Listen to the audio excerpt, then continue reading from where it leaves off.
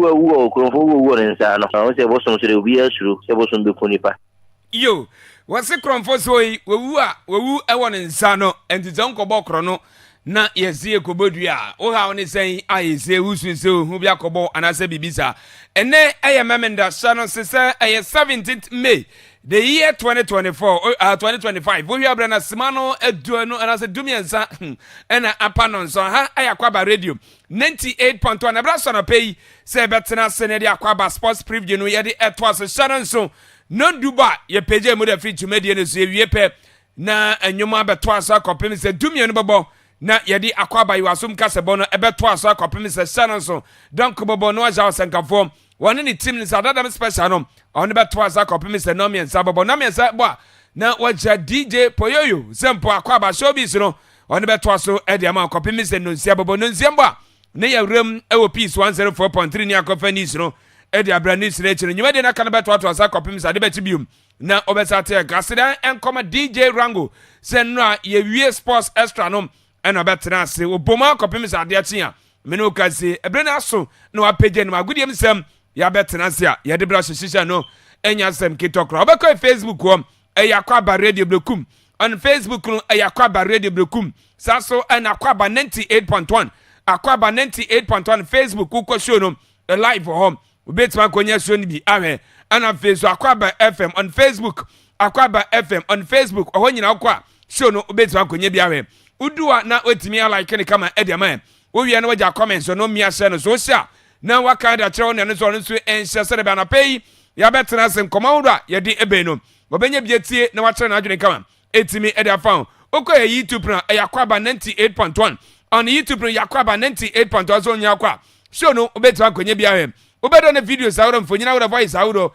etwegu ho a obenye bia he no nya bia kankan no nya bi so etie ho nyina no o chewa adwene fawa ye bekenkan etimi edi ama ana Facebook ko TikTok no so a eno so Akwaaba 98.1 FM Akwaaba 98.1 FM wanyina kwa ye betima akodi enkomo etimi edi afa oko online radio no so Akwaaba 98.1 Akwaaba 98.1 no online radio ntiko obenya yetie adwenkyere bia no obetimi ato edi ama ne ne nyina no ye bekenkan etimi demo ana afa so oko 19 ni so a eno so Akwaaba radio 981 FM Akwaaba radio 981 FM wanyina kwa ye betima akodi nkomo etimi da fa ana fe oko X ne so eno so Akwaaba 981 X no Akwaaba 981 wanyina ye betimi edi nkomo etimi da fa ana fe so Instagram ne so kwa eno so Akwaaba 98.1 Akwaaba 98.1 nyina kwa ye betima akodi nkomo etimi eda fa na so betima akọ Play Store na wako download Akwaaba radio 98.1 FM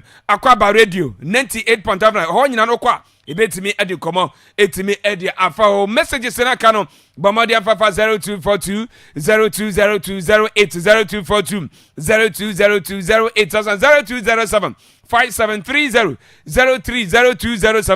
5730 573003 zaya WhatsApp anasa nama messages no obetimi edi afa mrepam nyina yebekenkan edi ama sharon se tim nyina trase o fiase adanse bona Kojo Frederick ewa asasana Hussein Adams ha the tactical man Ocean Obin Kwame omanyina ewo fiase na Hayford wani Rashford amada Roma show no wonye bia hwe ewo Facebook or Richmond Tiani na eje kakra ntine omune ejiremu etimi edaman ntoko e social media kanyina na show no obenye bia hwe na onye bi so eti omidin ade Kofi Tago medical card church nondu na ye page mu da free to media no se ne memenda 17th May the year 2025 days no kwa na ese eko enye asam kitokro ne sama hu da de ebre no ye be kwa manane ne akodi nkomo ho sana so sa 5 major list no na atwe games no ne nyina elba so a ye de onsam ye de emam na yipia no sana so se no too much that me so ama whole teams ne nyina etimi awene abra Aston Villa tenafie enu a wache Tottenham Hotspur ball kan mienu a omantimi anti na no echi about 7:15 na Chelsea the Blues tenafie eti Manchester United bom kan ba kwa omantimi anti nyame ya dumada wachena games na kanyina etwasa no last but one games a yewe anim se yebetimi abo na ye season no yetimi ede akọwie enti no a United ana afi Chelsea ana Tottenham Hotspur ana Aston Villa omatimi abo 37 games akamo last round matches a omo ewe anim se ometimi eyi ede afro na channel so na England kwana no about 3:30 p.m. ene enya dia EPL games ewo namum we eye English FA Cup final game ene etodwa ewo enya sa kito etodwa dendeni enya sa kito kra Crystal Palace ebo etia Manchester United ebekoso Wembley Shannon eye 3:30 p.m. ena za kensene etodwa entine Crystal Palace na face Manchester City eye den abako ebeje cup ne na Man City manterbe ne say like example o metimi astarte ede ama club no obeka simple Pep Guardiola de betudwa say FA Cup no nyame yadoma 17th of this month ebebo no edu like example Brante Rodi obetimi abobi anye bia obebo anaso wo mo ehun komo pi enano pi bona ede bama na wate de eba saso ana French League eno Shannon say na ye wie season no entine last round games no etodwa eno aye week number 34 ene ye yini nyina ede efiro na yahwe se ye wie League 1 no already yetimi anya club ayi se waje eno aye PSG omo ana ise aje ana fe so England so eno so aye Liverpool was you never work alone ono ana EPL no waje ede sini na so ana German Bundesliga na ye wie ene so week 34 games no ene etodwa sana so say omo any French League eno omo aye 18 clubs in ebo and the 34 games and it's omo ebo and the last round games no etodwa ewo German Bundesliga I was so etimi nyarena no eno aye Bayern Munich and he say etimi age Bundesliga no etimi de si omo na so a omo ehwe ne se no betimi akoso kama etimi ediama omo Italia Serie A no Shannon so ne ana fida wachina week number 37 games no ebetimi atodwa Serie A ne de yenya howe no ejina Napoli saso na Inter so omo baako ena Italia Serie A no ometimi agesi omo na so nti week number 37 games no ene one game eho nyame adomada wachena games na aka na ebeto aso ehonsem obeti saso na Spanish La Liga no week number 37 games no nyame adomada wachena embenefo HS no num matches ni nyina etodwa ntine La Liga games no ebi ni ochena ena last but one game ano aye week number 37 games no ometimi ayi eni nyina efrom na ya simple week 38 and no last round games no aka no ometimi ayi no so etimi e different wonyina no ye don komo pi ye de bama enano pi e wotumi de no so Shannon so sa transfer news no e da so ho Madrid omanya bre e wodwama so wo new coach ayi se oba e Javi Alonso no ombe so mnya squad abetimi aboa na ba na obey no enya de ahokyere bia no betimi akwana fa entoma jase essence press ni pi na ye omonko Shannon so Chelsea de Bruce Arsenal Manchester United Liverpool sasra Manchester City omo nyina ahwese na ometima akot kama etimi ama omo obegina be ye no ama Chelsea for asho ese baby amodai nyese bia three class ni se omo yi omo se sie ene nkeja omo twetwaje mo ebi etise Leicester mo Ipswich saso na Southampton mo nyanyame na boy na ise omo di career ka ese nke ka clubs iso nko omo wia ka Manchester United nko omo ka obi ezenga Benfica yenhyehyɛ ezenga eze 5 clubs away nanka United mo nanka Tottenham Hotspur mo na omakɔ Casadante Leicester City mo na omanwo Zampa omamombre ye ne se relegation omo ekɔ eno Chelsea for so mo kana ba akɔ pia omantimi ante omo de kɔhyɛ referee nya hwe utimi nya ne yɛ hyɛ wɔ se referee enti sana yi se ho nsɛm ne setie enti ho kɔmɔ bia no pay obete hyehyɛ no nya certificate okra enti bona bia ma no nsɛm na ya tete fie na fi nsɛm no Shannon so Ghana Premier League no week number 31 games and then start nyame ya adomada wachena games na ka no ebeto aso ye di nkomo pi ye di ba ma 4 matches okay coach Aristika HS o target 10 points e di amadoma Aduana Stars e honsam ye di ba ma saso na wachena e Brekum Golden City Park Brekum Chelsea ye board the Accra House of Folk match na nya live game ento why wadwe ze betre fi awe TV no enye live game ento wachena bomode na bra be pie mo e Golden City Park ya for Oba 20 Ghana cedis 30 Ghana cedis has na ebo ka ba bia nko meje 100 150 50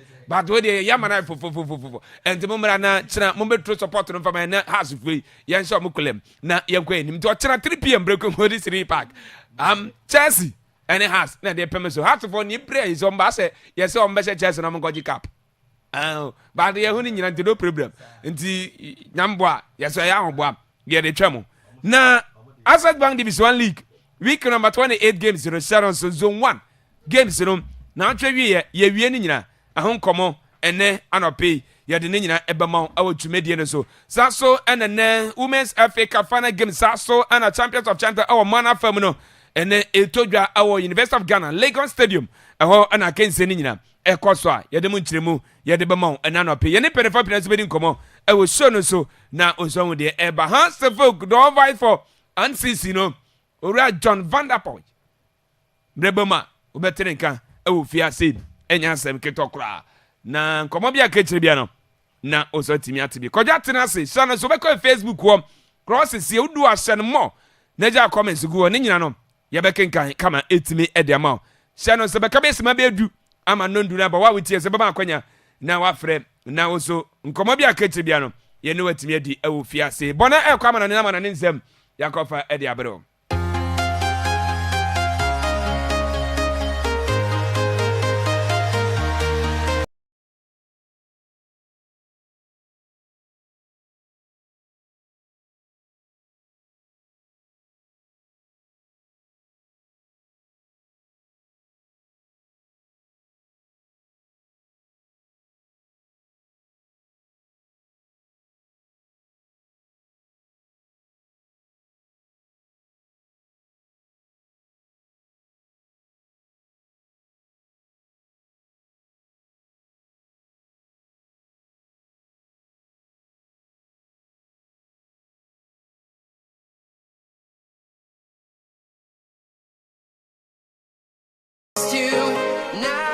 And I know pay Sabrasian so say Yadimu Konkro Farmer so na hon sama yen sakano Yadimamo live for Akwaaba 98.1 so Akwaaba sports preview and our sugusu awuti no na Kofi Tagwadi can catch us uko Facebook show no live for her Akwaaba radio and I say Akwaaba FM okwa na walaiki ulaiki wia drop comment na me share no so na mwa ema fufuro bi enye bi enhwe on YouTube so no show no damu live for her Akwaaba radio, TikTok, your Instagram, Samsung, Uramu, our X, and answer Twitter, online radio, main tuning, any Play Store. I want to mean okwa, ubenya videos, any pictures, and personal stories, nibi, and read our hardman, and I don't pay any easy cry. Now, Kofi and Shan Samana same MP5 selected major European League centers, Uramu, our Englander, and Ted Radia, tennis, and 36 no, Estatia, Emma 2 games, so Aston Villa, Woman Atna Villa Park.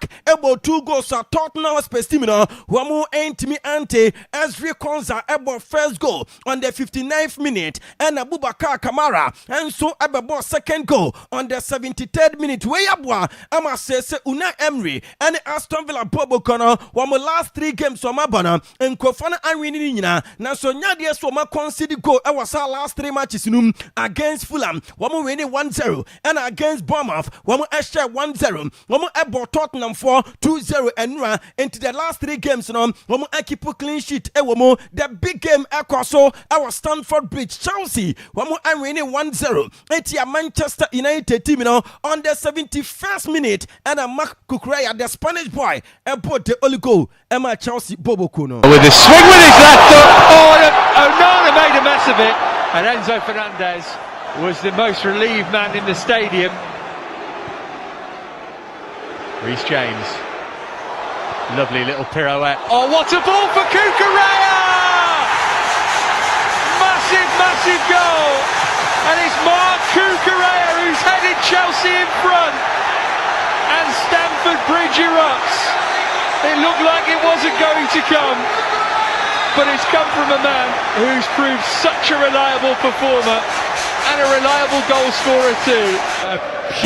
I know idea across so at the between Chelsea and Manchester United. Na Abranto nya the only goal ama Chelsea team na Mark Cucurella wano and a winning player of the match award and as a man of the match award. And no and Mark Cucurella and some air to after Sam Yapon game now on in central for Air Casano and was why very happy because we go no and ama Manchester United team no wamu Chelsea etimi defeat to amo no say Abranto from Reece James enya born na hu be hia so no ebe attack ntia ka ho bi ena etimi emo no nso emiti ball na wapem eto atena mu enu ayensam a Makukureya wadi eto twa na Jimmy Redknapp abokukureya abaso wasi abrantino Chelsea fo anya botre amane yie pa Chelsea at 58 million pounds ekwafa no every Brighton na dodo na esu se one of the expensive deals Chelsea for aye nanso abrantino oba na niema enkoye was struggle ye after European Championship no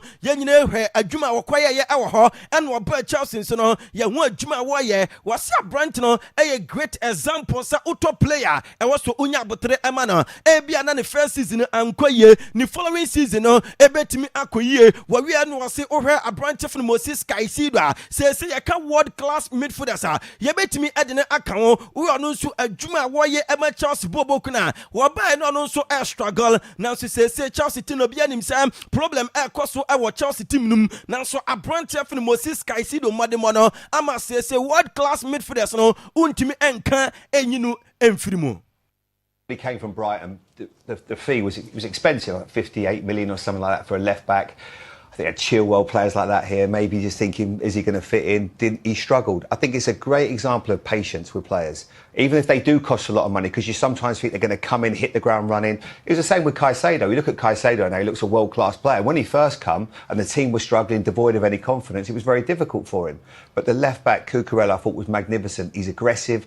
I think the Euros obviously helped him winning that, gave him that little bit of... Rome, that, didn't you? Yeah, he's got that bit of... Enti eno ayen sama Jimmy Redknapp no enso adwuma our Sky Sports so no waka efa Chelsea mrantie bi no Moses Caicedo and Makukureya na Kukureya go no and Chelsea manager Enzo Maresca ono ejina bench ema Chelsea bobo kono kan nsem ade afa wo say a nice goal assist no so very nice for a right back so be peja ball ade ama left back ama na pim atumu no tells you said the connection no ewo ho enti obom ranting about so na owi adwase abrante for Makukureya a very good player abrante no de aka ani se benya botre ama no ohwa adwuma woye ema Chelsea bobo kuna duru ba bi krapa yetimi ebon as right back player nanso abrante a left footed player woye adwuma our left side was abrante a very intelligent and we very very clever wo pon abaso yie pa eno ayensema Enzo Maresca wono enso edi emaye no ase for ono ne de waka Chelsea empen for any supporters ne say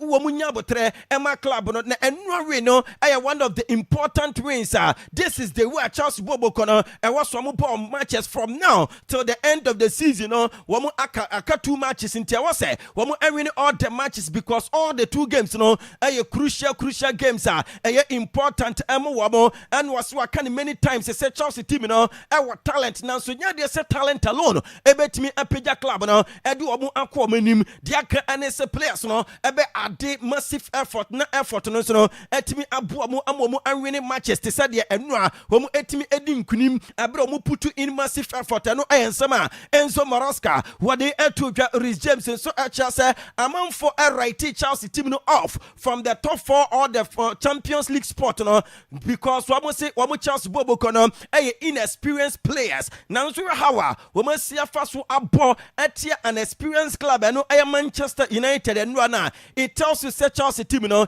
enya inexperience na wo mo was wo mutimi eto so na fei winning mentality na mre bi atwamu na wo mutimi no wo mo assign ekwafa eba say United bobo kono for the first time in their history Manchester United are failing to win in 8 consecutive games wo mo apo in the Premier League the atiade so mo Nottingham Forest boy am Nottingham Forest esho mo 1-0 and wo mo any City ebo 0-0 afe Newcastle esho mo 4-1 afe Wolverhampton Wanderers ekosho mo 1-0 wo mo any Bournemouth ebo 1-1 draw Brentford esho mo 4-3 West Ham esho mo 2-0 and anu Chelsea esho mo 1-0 enti out of the 8 games no enkrofo ne anwini bi wo mo draw mienu and wo mo lose 6 matches utimu se anu edinye papa and anopa yede ni nyina ema mo ewa Akwaaba 98.1 so enu and former player Roy Keane edina no to Manchester United wo mo poor performance num and was wɔse Rasmus Sutherland ɛte academy boy wɔso wɛ ball a wɔbɔ as obia afei ne yɛkyerɛ ne bɔɔbɔ wɔse aberante ne qualities ne deɛ ɛwɔ fam yie papaapa ɛna United team no nso no wɔma hoɔden ɛwɔ fam na aberante from Rasmus Sutherland deɛ asa akoda ketewa fei ɛne yɛ promote no afiri academy mu a wɔbɛbɔ Manchester United. Our striker Højlund tonight looked like a young kid for Chelsea. He looked like he'd just come out of the academy. His runs weren't right, his timing, his hold-up play. Again, if you're a striker for playing for Man United, you walk up, you know how to, again, even for the whole team, one shot on target. It's just... But do you think he would be better with more quality around him? But we can't make an excuse for him. We talk about confidence, but you still think when you're a striker up there, you've got to make something happen sometimes. And what the big clubs have, and United have always had, strikers who can produce something by themselves, even if they're not getting great service. They produce something because they've got quality, they've got a bit of desire, determination, a bit of experience, football intelligence. We don't see that with Højlund. So United are up against it all the time. Obviously, he needs a little bit of support, but my goodness, sometimes you've got to just do a bit better. I think he kind of he got a ball in the first half on the edge of the box, and he didn't even know he wasn't even in the right body position to take a shot, and he knocks it back. Should be getting an on goal. So, Ano ayan sama Roy Keane wadi eto Jana Patrick Dogu defender Emma United Bobo kuna and was one players no one disappointed and modi mo dana dinner and ye modi mo betimi amu the 3 maximum points into omudi hu ya yepa say one think about winning matches and no the final game so this Wednesday in the Europa League no was some fighting na for man winning final game na no and Ruben Omarin say Omo be do betimi bia sara be ya final game no omo ebetimi adi nkunim atia Tottenham Spurs say ko Premier League ma Manchester United after match 37 no omo at the 16th aka one more game to go omo our 39 points minus 12 goals Tottenham fa omo anu omo ekoshia this Wednesday no and so atoso 17th fa omo our 38 points plus 2 goals nyankopon yadoma Wednesday our beba abontenso no Spain and in petem Tottenham Spurs omo and Manchester United Europa League final game and then anopa ye confirming na amamu but say Chelsea team no come here say Champions League football no bibia Chelsea this season obenya qualification enye easy after match 37 no Liverpool for their yabo mudin somo and they champions of the Premier League 2024-2025 with 83 points plus 46 goals enye easy Arsenal etosumienu wamunsu 68 plus 33 Newcastle United Atosu Miansam 66 points plus 23 goals and a Chelsea Atosu Enai 66 points plus 20 Aston Villa Atosu Enum 66 points with 9 goals and a Manchester City Atosu Ensia Wamunsu our 65 points plus 24 goals our and no idea Ekosu our Enra and the Premier League games ebetimi Akosu Bateneno the Atiade games ni be Enkosu our England or Chenamum and a Chelsea Premier League matches no ebetimi Atwaso West Ham United 115 one more any Nottingham Forest Everball Arsenal team no 330 one more tina Emirates now for Newcastle United Akwaaba Nyankopon Duma Monday Brighton of Albion 7 p.m. one more any Liverpool Everball na Tuesday Crystal Palace one more 7 p.m. no one more any Wolverhampton one Akwaaba na Manchester City and Bournemouth Akwaaba na the entire Crystal Palace and Manchester City Ebo games Nyankopon Duma Tuesday no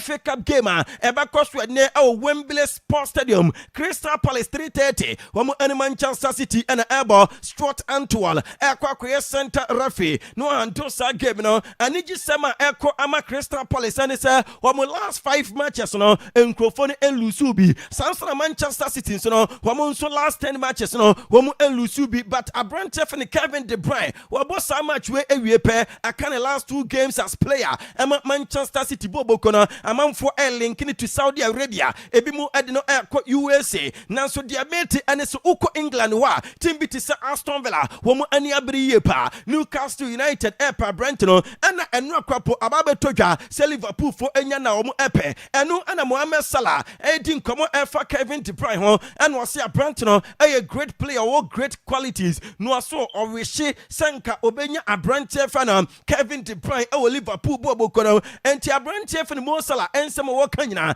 ɛne sɛ sɛ mu aberanteɛ fene Kevin De Bruyne ɛdwan ne wɔn ɛwɔ Liverpool a n'ani ɛbɛgye yie paa wɔwie no ɔde n'ano ɛto Trent Alexander-Arnold kyɛ sɛ n'ano kwan a Liverpool supporters ɛsi fa so ɛtiriti no wɔn ɛntiriti no yie ɛne wɔsɛ aberante no ɛdeserve a best farewell wohwɛ adwuma Trent Alexander-Arnold ayɛ ama the city of Liverpool or Merseyside ɛne this club Liverpool a deɛ obɛtumi aka ɛne sɛ wɔsɛ supporters no ɛyɛ kyɛ sɛ nneɛma a ɛbɛtumi ama aberante no ani agye sɛ wɔaba bɛyɛ adwuma bi saa ɛde aba Liverpool bɔbɔko no but ɛkame yɛ sɛ deɛ supporters no ayɛ very harsh wɔsɛ saa de ne deɛ aberante no ɛndeserve ɛni kwan sɛ supporters no ɛtwitwi ne that way wɔn ɛntwitwi no the best possible way ɛno ɛyɛ nsɛm a Mo Salah wɔka ɛfa Trent Alexander-Arnold ho na sɛ Liverpool a wɔfiri akɔyɛ adwuma ama Madrid nti anama Liverpool supporters no ɛnso ɛyɛ saa de no but ɛnɛ no pɛn so no deɛ mete ɛne sɛ Madrid team no ayɛ ɔmo adwen sɛ aberante fene Ibrahima Konate wɔn nso ɔmo nya na wɔn ɛbɛtɔ no na wɔn nso ɔmo anya ne this summer ne summer transfer no wɔn ɛbɛtrɛ so ɔmo nsa ɛbɛtumi aka aberante no Liverpool fɔ nso ɛɛti nkama with Frankfurt sɛsɛ deɛ ɔka club baako a wɔli di race na ɛyɛ Liverpool ɔdɔ sɛ Bayern Munich ɛne Manchester City ɛka race no wɔ deɛ nanso Liverpool team no ɛna sɛsɛ ɔmo nkɔmɔdi ɔmo ne boy no ɛne n'abusua ɛdi no ɛtumi ɛkɔ ɛdi mu yie paa Liverpool sinfo aka kyerɛ all these three clubs Liverpool, Bayern Munich and Man City sɛ woyɛ club na ɔpɛ aberante no na ɔdi anything less than 150 million euros ɛba a wɔn ɛbɛ reject yɛsɛ Bayern force saa sika no deɛ wɔn ntumi ntua wɔn atua ama no akɔ soro paa ɛyɛ 100 million euros a ɛnɛ anɔpa yi yɛde ne nyina ɛma mo ɛwɔ Akwaaba 98.1 so Jeremy Frimpong ɛyɛ player ɔyɛ adwuma ɛma Leverkusen team no deɛ meti ɛne sɛ Liverpool fɔ so no ɛyɛ wie aberante no a ɛnkyɛ kora no yɛbɛte announcement ɛnura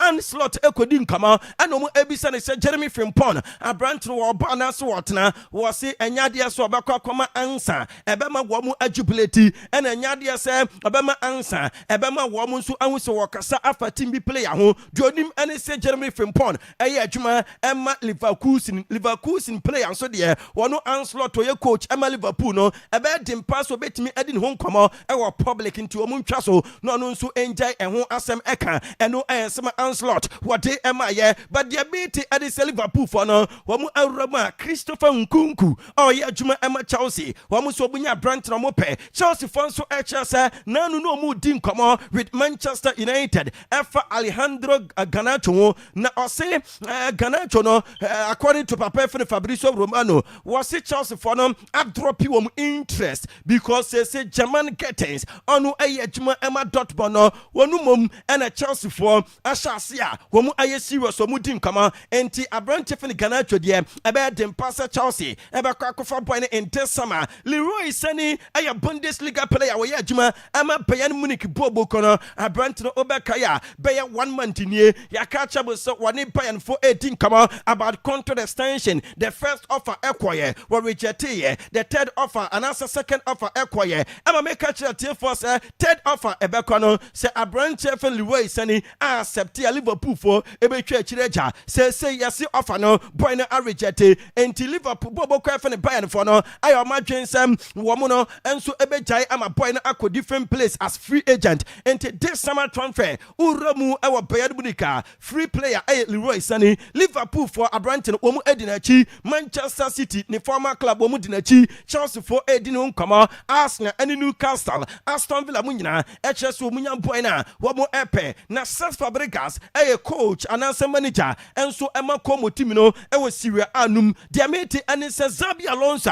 sɛ wɔfiri Bayern Leverkusen ɛkɔ akɔpie mu ɛwɔ Real Madrid no the replacement sɛ Leverkusen fo no anya no ɛyɛ Cesc Fabregas ɔbɛdi nkɔmɔ aduru akyiri yie paa ɛnɛ ɛne yɛwie Bundesliga ɛnɛ ɛne yɛwie French League 1 or French League Dompene ura mu ɛwɔ Bundesliga no ma ɛnɛ crucial games ɛbɛkɔ so no Borussia Dortmund 1:30 wɔn ɛne Holstein Kiel ɛbɛbɔ Hoffenheim team no ɛbɛtwɛn Bayern Munich Mainz 05 ɛne Leverkusen ɛbɔ na afei RB Leipzig ɛnso akɔ akɔhyia VSB Stuttgart bobo kono ɛno ɛyɛ games ɛkɔ so ɛnɛ already ɛnyɛ champions in the Bundesliga no ɛyɛ Bayern Munich wɔn di kan after match 33 wɔn ɛwɔ 79 points Leverkusen ɛtɔ so mmienu 68 points Eintracht Frankfurt ɛtɔ etoso miensa 57 points and a Freiburg etoso and 9 wamunso ewo 55 Dortmund fighting for Champions League football next season wamutoso enum 54 points Harry Kane and early the top scorer shot no ewo about 25 goals Sewu Gorase and so about 20 goals and anopai ya didi nyina emamu ewo Akwaaba 98.1 so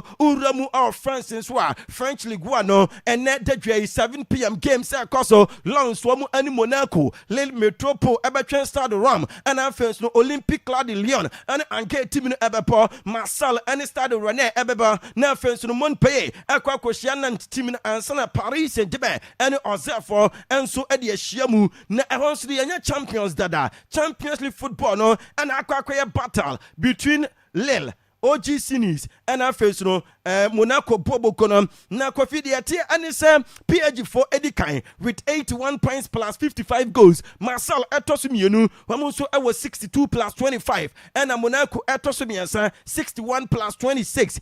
OG series etoso and 9 57 points with 19 goals and a Lille etoso enuma ever 57 points plus 15 goals. Top scorers no Ousmane Dembele wabought 21 goals for Paris Saint-Germain and a Mason Greenwood and so our Marcella was 19 goals. According to the bookmakers Kofi wamu can be a woman no wamu said ya oka player Wally D Ballon d'Or na Abrante Fene Lamine Yamal onu adwuma ema Barcelona bobo kono omumane 40% chances and Ousmane Dembele enso etosu mienu a womu ema 38% chances say onu favorite to win the Ballon d'Or but say idea when summer course world football mu NHS former players any coaches in summer more kana wamu say womu de ehunu say the favorite to win Ballon d'Or no Abrante Fene Lamine Yamal na Lamine Yamal ne club Barcelona enso willing to offload 8 players from the senior team this summer. Frankie de Jong Ekahom,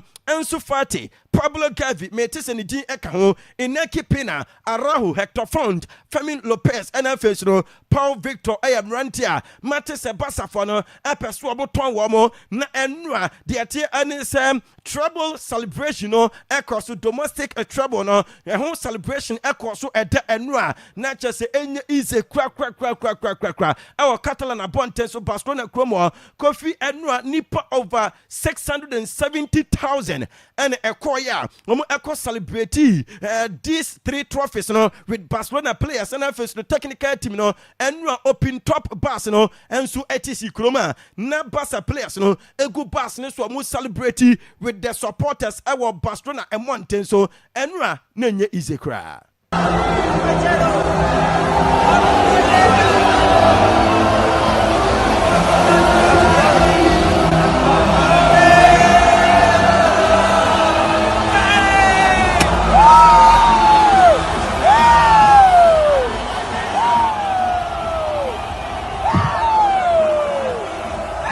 Senti Enra Araujo ani ate se wote tiabu ewa chire no na de enti Araujo eye sade ni nyina no wokodi hu nkoma an wose deda supporters ni eye echiro mo no e wosoro yie pa wo players no wo mani agi the same as the supporters enti na woso no so etimi etiamu ema supporters ne hu se players ne ani agi ade supporters no eye emu wo mo no se France ne anya gidie e wo team num enti diaka ene se wo Barca team no ebe push hard for Champions League because one of France no deserve Champions League trophy and no Sama Araujo wadi etuja Araujo and say Ferran Torres a player no dear our hospitaler time na chase one more yes celebration no na branch heavy our chase TV swa na enye easy crack enti uko Facebook no swa ubenya sa pictures and videos ni bi enso ahwe our Facebook no so na hodi aba a former player Emma Barca team no wadi come afa Hansi Flick and ni impacta when our club no so wasi do betimi aka and so be congratulate papa fan Hansi Flick and first the Barca team no because omanya great season no see with a new coach one nim personally now so some amount for eka fan ho no we say papa no adwuma one managing the players no very well now first no abo ema team no working hard. I want to congratulate Barca. I think they had a great season with a coach I don't know personally but from what people says about him, what we see, he managed his players wonderfully, and the team is very working. And no iron summer, Abrante Fano, Hardy Abba, one also at the Etuka, na the meeting and sa enche, na basa presidential elections, and so Eba Bekoso, Joan Laporta, or no aya current president, no, Yasi Papana Kwakwaya announcement to say, why you ready to compete for the presidential election, enche Eba Kosono, na Yasi Wakwa, and where you no beer, and so Ankanko competino, and Anu aya the Efi Basa, Wamu Astre Eba, na ene uko Spain, and ya there say La Liga matches Eba Koso, Nemo Myankoponya Admo Ochina, and a games no air Koso 5 p.m. Nina, air Koso simultaneously, Atletico Madrid and Real Betis Ebebo, Barca team and Villarreal Ebeshia, Sevilla, Wamo and Real Madrid air Akwaaba, Nerfe Valencia team no, and Bebo and so Asia, a hot dear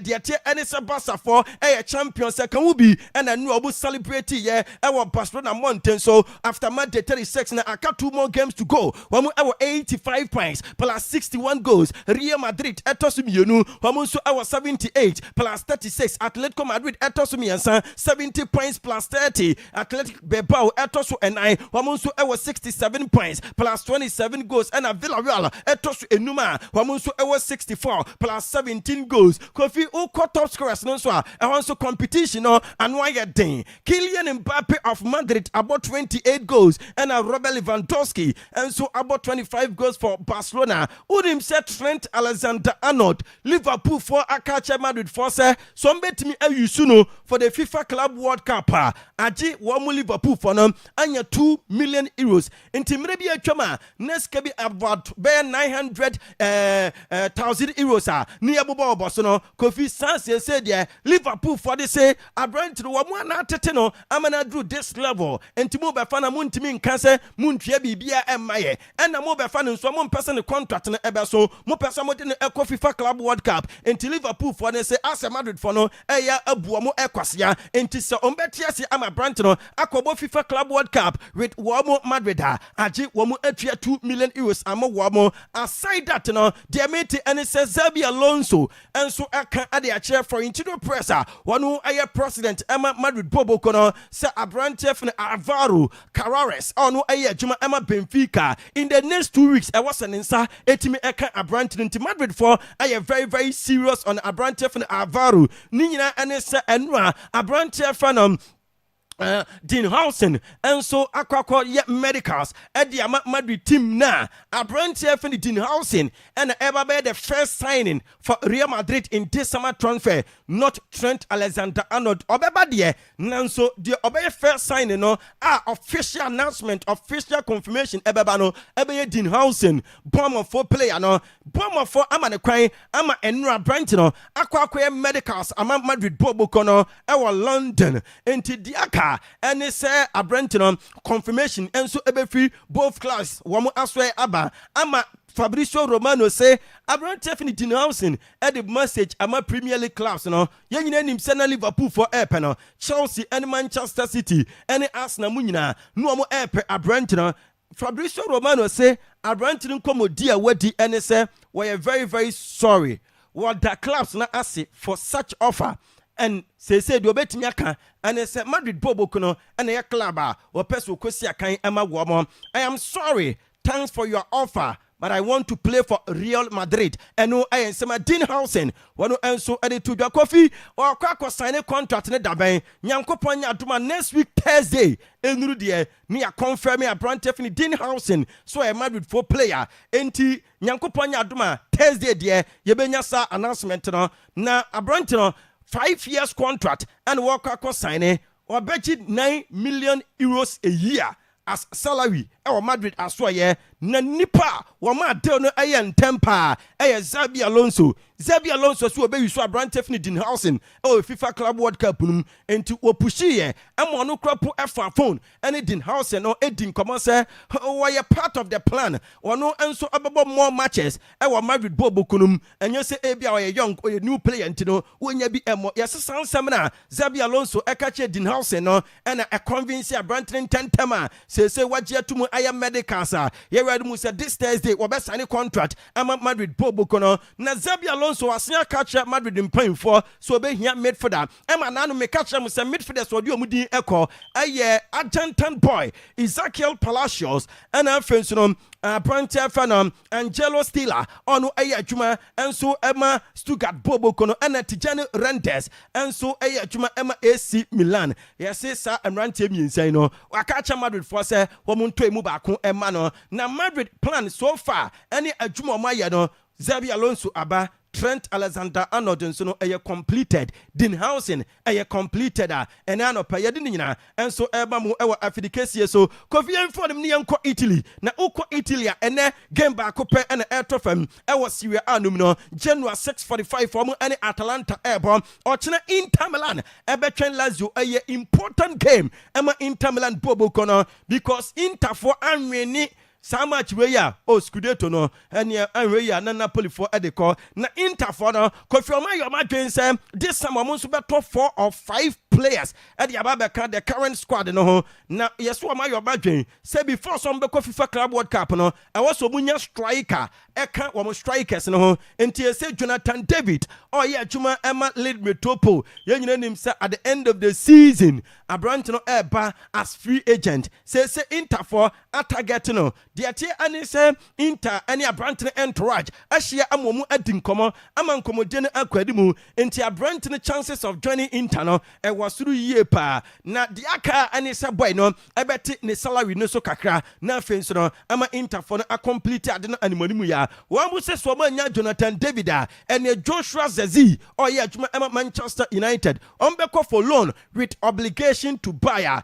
and no 35 million euros wa mu say season bi anso no ombema boy ne 3.5 million euros enti so mo so ma nya Jonathan David Joshua Zezi and omo akwafa no say dia Abrante Luis Enrique onu juma ema Marcel no dia tie ane say Interfor enso awie Abrante no from Marcel wa ba juma amu mo Kofi engina so na ena no pai amana ne nsem no yemfansi na fe eni abedwafo emfa de aka entoa so emma atifo okay yeda se bona na atene kasa mena ni nsem wo de asi na abedwafo eba na munchiremu aka ne abomodi a etimi e de atoa so e de ma channel so live on Facebook Akwaaba Radio Brekum on Facebook no Akwaaba Radio Brekum so na Akwaaba 98.1 Akwaaba 98.1 ho nyina akwa ye live ho obetima kwanya so ni bi na wahwe na wachire wadwene e de afa na yenyi messages ni bi efrabra Hussein Anafie so ocean eba na omode jiremu na aba was a good morning to the prime team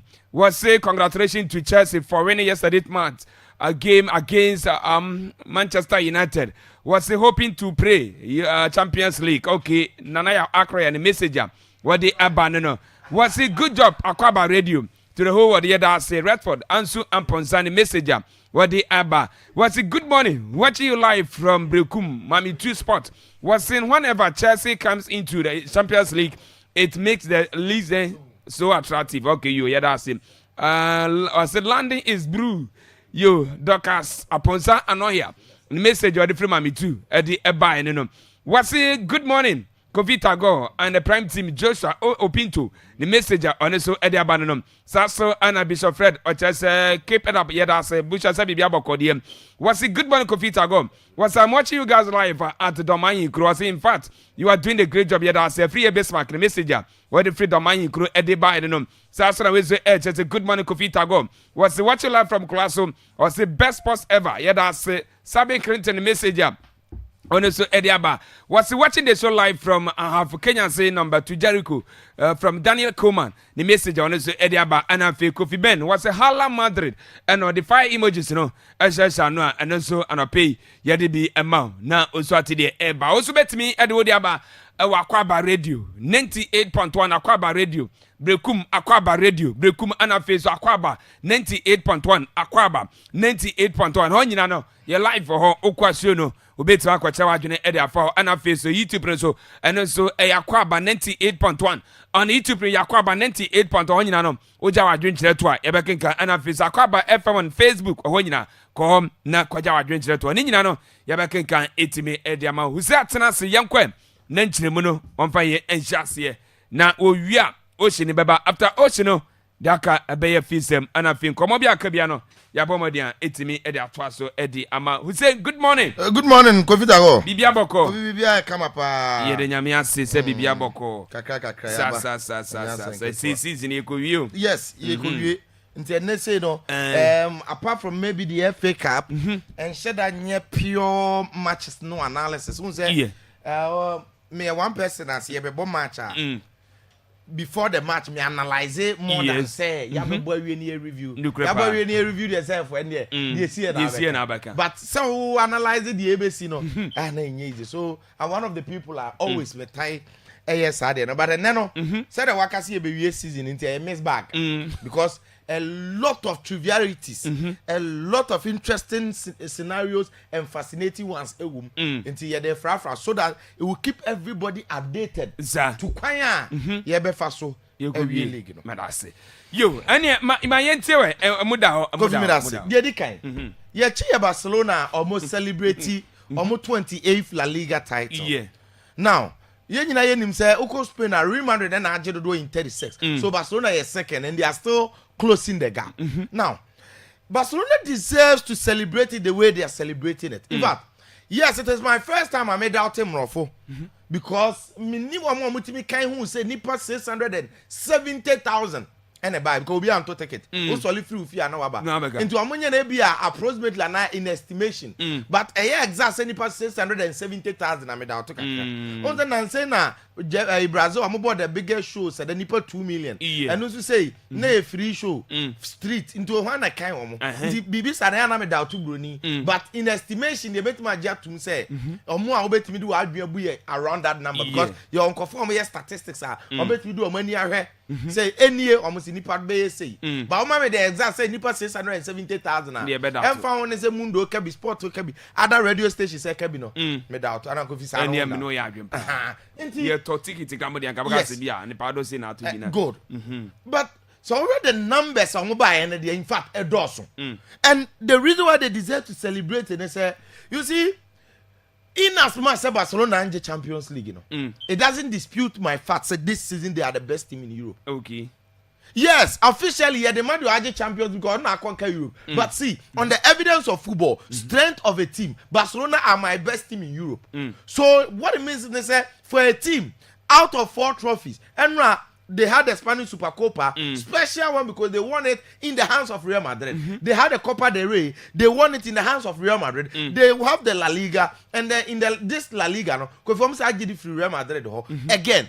Almost the Real Madrid as defending champions. Almost Real Madrid 4 times. In fact, the incredible Barcelona team this season, they ought to celebrate it the way they did. And you see, after so much trophies no ni bibia no reactions e kuko so ba ko attach me heart pa the way Laporta any players ni jubilate here our dressing room time omoje cap no and na kai me mre odi na japade ko sisi press ne personal japade o obefa Barcelona batom ya abokagu but ono in trying to revive the club no covid ono ne personal japade sisi awawa egeje bosia e de bebo Barcelona again when the appointments are why e bi wo moral in Kenya right but for the sake of the club na coach na timia so no president no watimi take decision bi e bi enko fans ne there but it is to revive the club why all these things in fact players are odibiaba odibiako why be that in the times oba ebefa right card ebe coach be build that dynasty of Barcelona ema ebenya Ronaldinho nom eto Henry this setup no ema Pep Guardiola ebe bie bibia with a number of trophies o team je and what about the second time about Tomio asay bibia now or revive the club to this level only players ni bomo mu jubilate na omu yes and then or say free hono okohu Hansi Flick kofi na ordinance abo Hansi Flick echi say na wabam no you could feel it sampa the man is really proud of what his team has achieved. So touching me from that angle, not just that. Kofi, so where the La Masia boys now? My celebrations now. Yes, Obia Jenny, but La Masia boys now it feels different for them because we mono club no wo mo jam. Yeah, omo ye be positiveness omo ye Barcelona for. Amebo. But Kofi, omo nyina e Barcelona for. What I say? He man Casado. And can you normal? A whole Barcelona player in the midst of Nipa Bay 600,000. On one and on the name. Yes. What I say? Security crown and chaos stake. Yes, Akwaaba didn't achieve the Bakovi. The guy for the street is for the street. And you normal. It feels different, honestly. So where Yaman where Alex Balde you could feel it, and not just other players in India. But of course, when I saw the Lewandowski and the shares in the picture, and I'm so of course this picture needed to be taken because there's a whole story behind this picture. Debiao Shika repeatedly how Lewandowski convinced Szczesny. Say Omra on was not Tibichi Bonajot. As I said, no corner, but no Jamaoni serious. Maybe ever then Barcelona. And then Wababeje 3 trophies. So I look like another story on it too. So Omu deserve you to celebrate it the way they did. And football on Ankara.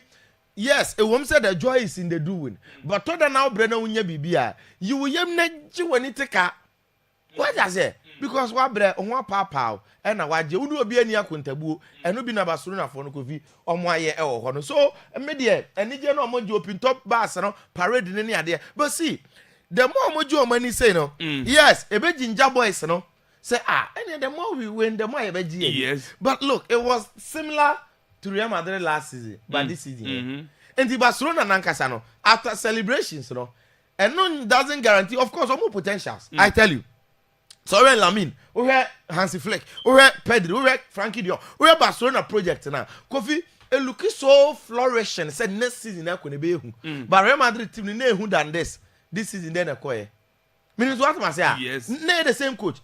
Before the season, no be any. I'm not recall La Liga unbeaten last season or the only 2 match people. Or Champions League unbeaten. So the Madrid team was stronger than Barcelona. Or just South Super Cup here Barcelona. Madrid Nigeria. All these 3 trophies, and he performed better than Barcelona last season.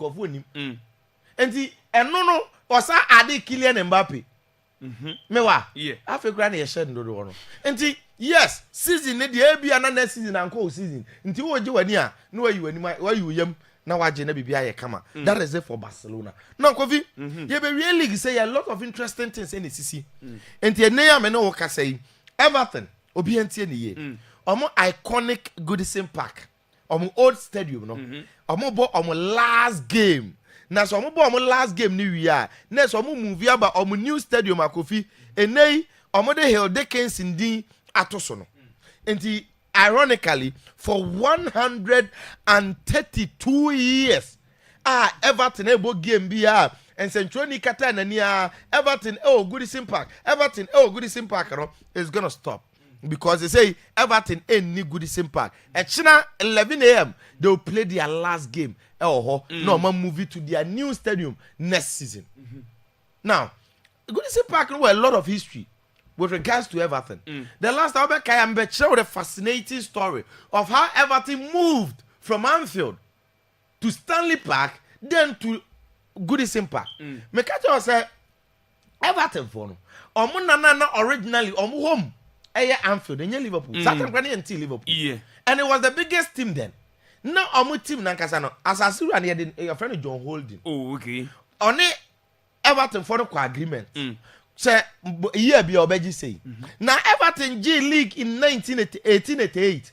Everton in 1891. I almost said there be. Say the Everton team ni sikabe memoya de no. Supporters near the stadium I am man. Rent in all the more. Say 100 million bosom number. Also be 240 million bosom. Huh? Say 100 million bosom. Also be 240 million. What double nature? What double? What 140% account? And Everton pay for say nah. Yenti ase. Say Everton for na binu wo mu no mu di trotchere John Holding say. Onye omo sa na Everton for na nyeska. Omo company for no bi. Enti omo koto aba. And Everton pay for no dodo na akọ say da bi. And your mom land, no one see your park. And for the meantime, we moved from Anfield and we call Stanley Park. Now, the last time I bet the distance between Everton Stadium and Liverpool Stadium, Anfield, Kofi endure 1 kilometer. Indeed, yes, Everton for the year they do almost stadium. Who are Anfield? Now, Stadium ni me na year no. Stanley Park. Now, the last time I chow 18s. And to move we call Infinity Park be there down. Stadium ni me no. Infinity was the park be there on the floor Stanley Park. In the Everton movie call. Omo started almost see almost stadium no until 1892 and Everton we almost stadium no and no 1892 Nyambro na Premier League need no and no call now I'm from there to this very data Echina omo final game no anything omo last derby against Liverpool no omo person Liverpool be show omo because Liverpool show omo na nkomo be say omo record say even though why Everton home but Liverpool are winning more matches until the last 2-2 draw so on top here now they will be moving after Echina against Arante so me I think that's our game no that perspective and the influencing me decision on who is going to win because I believe on my last game there against Arante I was worried that day yes and then the memories they want to live with me Everton here Echina ye double akwa me rain feeder and I will definitely try and be at the stadium me person me hear last Premier League game and that is what it will be for the toughest it will be very emotional and Kofi now relegation the entry or nothing but Echina will be a special day for them before somebody move it to a new beautiful Hill Dickinson stadium now Hill Dickinson there Kofi oyena nze jofo ko ye mistake ko is Kensen ko kan yi bia emo ani po now that is it for Everton Kofi Portugal Portuguese league you know interestingly we hear on the surface obeka say oh and they enquire him but look so on league table ni say yes omo 18 teams the last time I tell home ba man kodi 18 teams from about 34 matches. I'm about 33 matches each. And the chance 33 matches each no amabono. Aka will be a one match. Now 79 points for Benfica. 79 points for Sporting CP. In fact, Sporting CP in the leading table no. And a Benfica etosu 2. Yeah. Now Obian in the story of Sporting CP. Say Amorim and a taking lead at a toho. And Obefa adwuma no e Manchester United. And omu coach now Obabefa Rue Borges. Entimi nya adwuma no as expected. Emma Benfica for after the Champions League exit. Asabe pick form Nicolas Otamendi, Antonio Silva, Osnes, at Koglu. Talk of Vangalis Pavlidis, Barcelona for Adam for the bomb hat trick, no. Kofi, Omumbe piqué form Angel Di Maria nom. And more multiple close Gabriel with only one game to go. Obiako be one match. Let's say one Ebeji League name. Sporting, I was 79 points. Plus goal difference in here 59. Yeah. Benfica, I was 79 points. Goal difference 56. And then what this means, they say, when you say Benfica, on the last match, I was away against Braga. Sporting, on the last match, I was fear, but on the end of it's not against Braga, it is against Victoria Gomarash. Now for Braga, almost all qualify for almost a Europe a year until almost need intense motivation.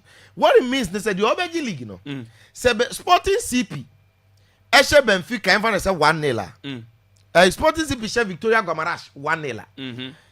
It's a goal difference and Abaye 4. And the 5-0 win for Benfica, even though about away no, it's a Benfica league no. So I'm meaning now winning game now. Still, say Benfica to me winning the game no with 4 goals gap difference of a Sporting game now. We're winning league. Yes. Now, the Sporting so here is to win first. But in there, even though goals difference in here 3, no, they'll have to win and win convincingly to the numbers are Emma Sporting for Benfica for those goals. Yeah, Simon. Now, any a win-win scenario. And then Sporting CP Lusua Ashe. What I say? Say Sporting CP Lusua Benfica any win for them on Major League. No? Yeah. Say Benfica Lusua now about draw any win for Sporting CP. Right, yes. And then says will be about draw.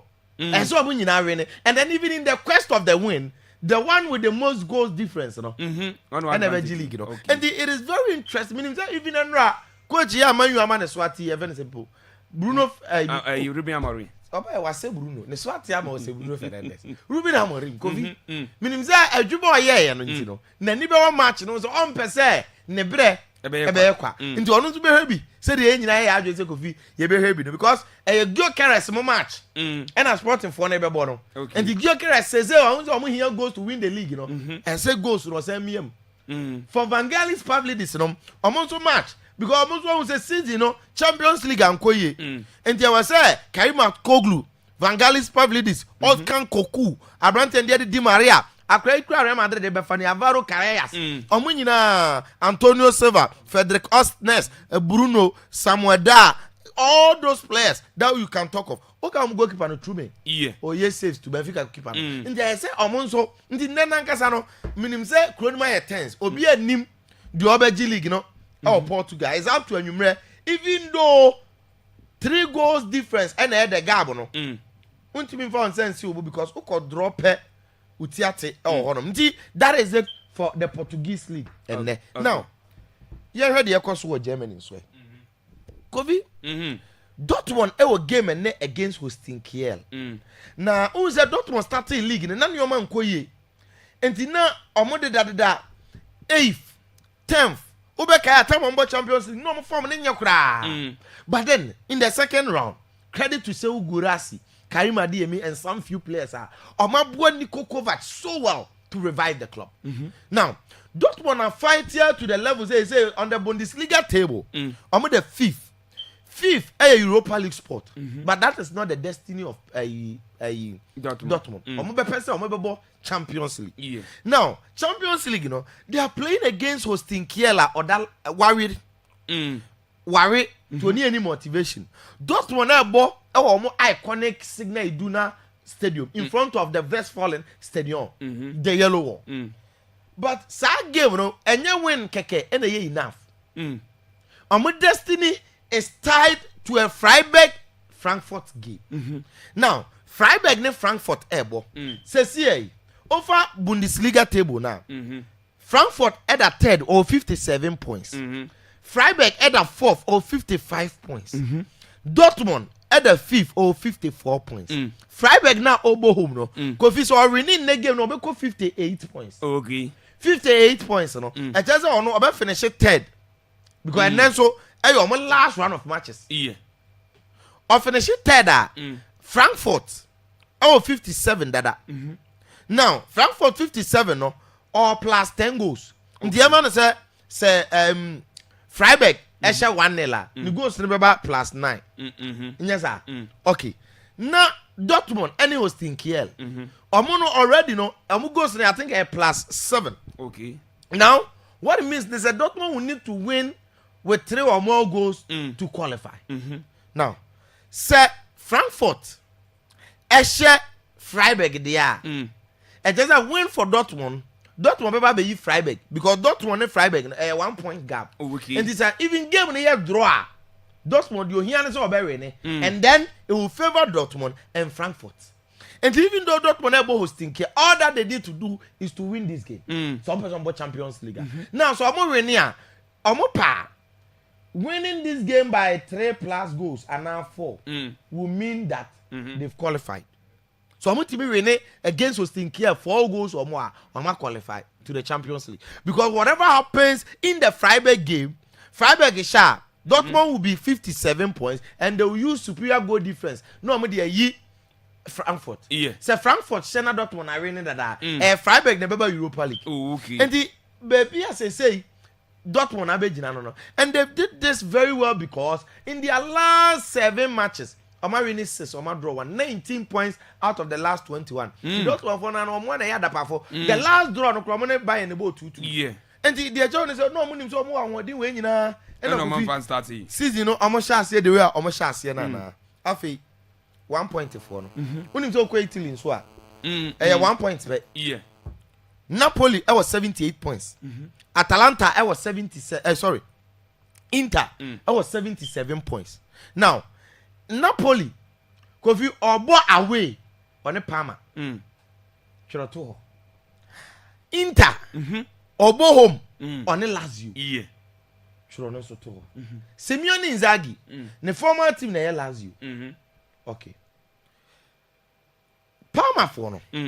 Unim say on my last 2 games on my ball fie on my Juve on my Juve draw on my ball I think Inter on my Inter draw and so on my ball fie on my strong The Napoli should know say in as much as a Parma no. Parma bo fear was strong. The last 2 home games were lose one. Yeah. Now, we in the last game. So our game where we are. Next that we the last yeah. Into last 37. Oh yes, where we are last. See. Say 1 point. Say Inter drop a point. Not Napoli sha. Napoli beba 3 points gap. Yeah. And their last game at home, they will win. Now, say Inter share. Na Napoli drop a point. Inter will lead the table. Yeah. Say Inter will lead the table now with the last man to go, Kofi. On the league na Sanchez Inter. And that is the fate of the 2 teams before the final 2 games. You know? So, very, very interesting. Now, Premier League, you know, the running. I got 2 matches. And the been about 1 and rap. Yeah. 1. And then Premier League, the obedi in your case, but why and I finish it top 4. Any assembly. And the Premier League running table, no. And rap Villa, Eshe Tottenham 2-0. Chelsea, Eshe Manchester United 1-0. And again, said an American baby, and Tafono, Adapafono. You share season national no more 16 more than 11 12 no more than 8 9 and then almost 16 17 Man U the 16 Tottenham the 17 me and see the Europa League final. Yeah. Now this very win and I said this very win at Chelsea nya you know I'm Chelsea say about 66 points. Now the current table and they say Arsenal was 68 points for the Champions League qualification. Newcastle, it was 66 points. 2 points gap in them. Chelsea, it was 66 points. But I kind of 1 match. Villa, it was kind of 1 match. Or 66 points. Man City, I kind of 2 matches. Or 65 points. And at Nottingham Forest, it was 62 points. I kind of 2 matches. Or the 7th. What this means, they say mathematically, from 2nd to 7th, Obia to qualify for the Champions League. Yeah. And to Obia to be fan in sense cinebo and Chile they were qualify. But yen Chile dynamics in them for the running. The final 2 matches I can be one. Out of some teams here, Mabubu. Arsenal the 2nd position was 68 points. 68, you know. On the dynamics of the table, Arsenal here 1 win per. 1 win. Yeah. But our next game is against Newcastle United. Obi here 1 win no. Our next game is against Newcastle United. Now Newcastle the Arsenal cheated 66 points. And it says Newcastle share Arsenal kukuro. Arsenal. But Arsenal. Subject to Arsenal last game, which is not an easy one, of course. And the Sunday, China Premier League now Arsenal, they should know. Say this final 2 games, you know. Even though Southampton the other last match, but Southampton now was 1 points. Was there Man City? Good. And who are you, Arsenal? So I don't sabi subu automatically. Warrior to a 7 points. And now that is the fate for Arsenal. They need 1 win in the final 2. Next, Newcastle. 66 points. Kofi, Newcastle episode avoid the BBR. They need to win the final 2 games. And that's at least 4 points out of the final 2. And then from there is Chelsea. Chelsea will need to win their last game to make sure someone qualify. Okay. Man City, they will need to win their final 2 games to make sure someone qualify. Now, Aston Villa will need to win their last game and hope. On the last game, no in their final 2. No? On the last game, no, they will need to win and hope. Say either Newcastle, Chelsea, Man City. Obia match is not done anymore. Say Chelsea last match, ebi obe lusu, and obe draw. Some Newcastle, the last 2 matches, ebi obe lusu, ebi mienu, and as obe lusu back no draw back. Some Man City 2 matches, no, obe drop a point in 1, and San Villa qualify. But Man City will need to win their final 2 games. Yeah. Chelsea will need to win their last game. Newcastle will need to win their final 2 games, and then Aston Villa, even if they win, they will be out. And as we sit here, this is the dynamics. Obedient to be fan and sense say based on this. Apart from belief, maybe I also per Chelsea, I said Chelsea in qualify. Maybe I will say, oh, the Man City, Man City in qualify. Apart from faith, you know, Bibia ni obi. Bibia ni wabetimi de agina so analyze. Look, we had the final matches no. After this very game. Yeah. And when the better or sampa emu odene. Look, week 37 no. Yedika actually chim dada odi obi ana neighbor. Man City bobo mofo. Yeah. In their final two no. Obobo mofo we are onye ye. Obo Fulham in the last game. Fulham tricky side were Craven Cottage. Yeah. Fair not to nchen. Unim say Newcastle. Obo Chelsea we are. Sorry, Obo Arsenal we are. One Everton. Okay, fair not so to. Unim say Timani Diade Nottingham Forest. On also the last game, Forest were on Chelsea. The Chelsea are winning now, but Forest open qualification. And the based on qualification that Forest happen, and easy. And for ma Timani Diade Chelsea. And the opinion to be automatically don't say so that is how unpredictable the running in the Premier League. Now let's discuss the FA Cup. Okay. Kofi and then 3:30 and into the man proof all the matches no e dey call China said the attention e be ba FA Cup no. Now this FA Cup is very very interesting from a lot of perspectives.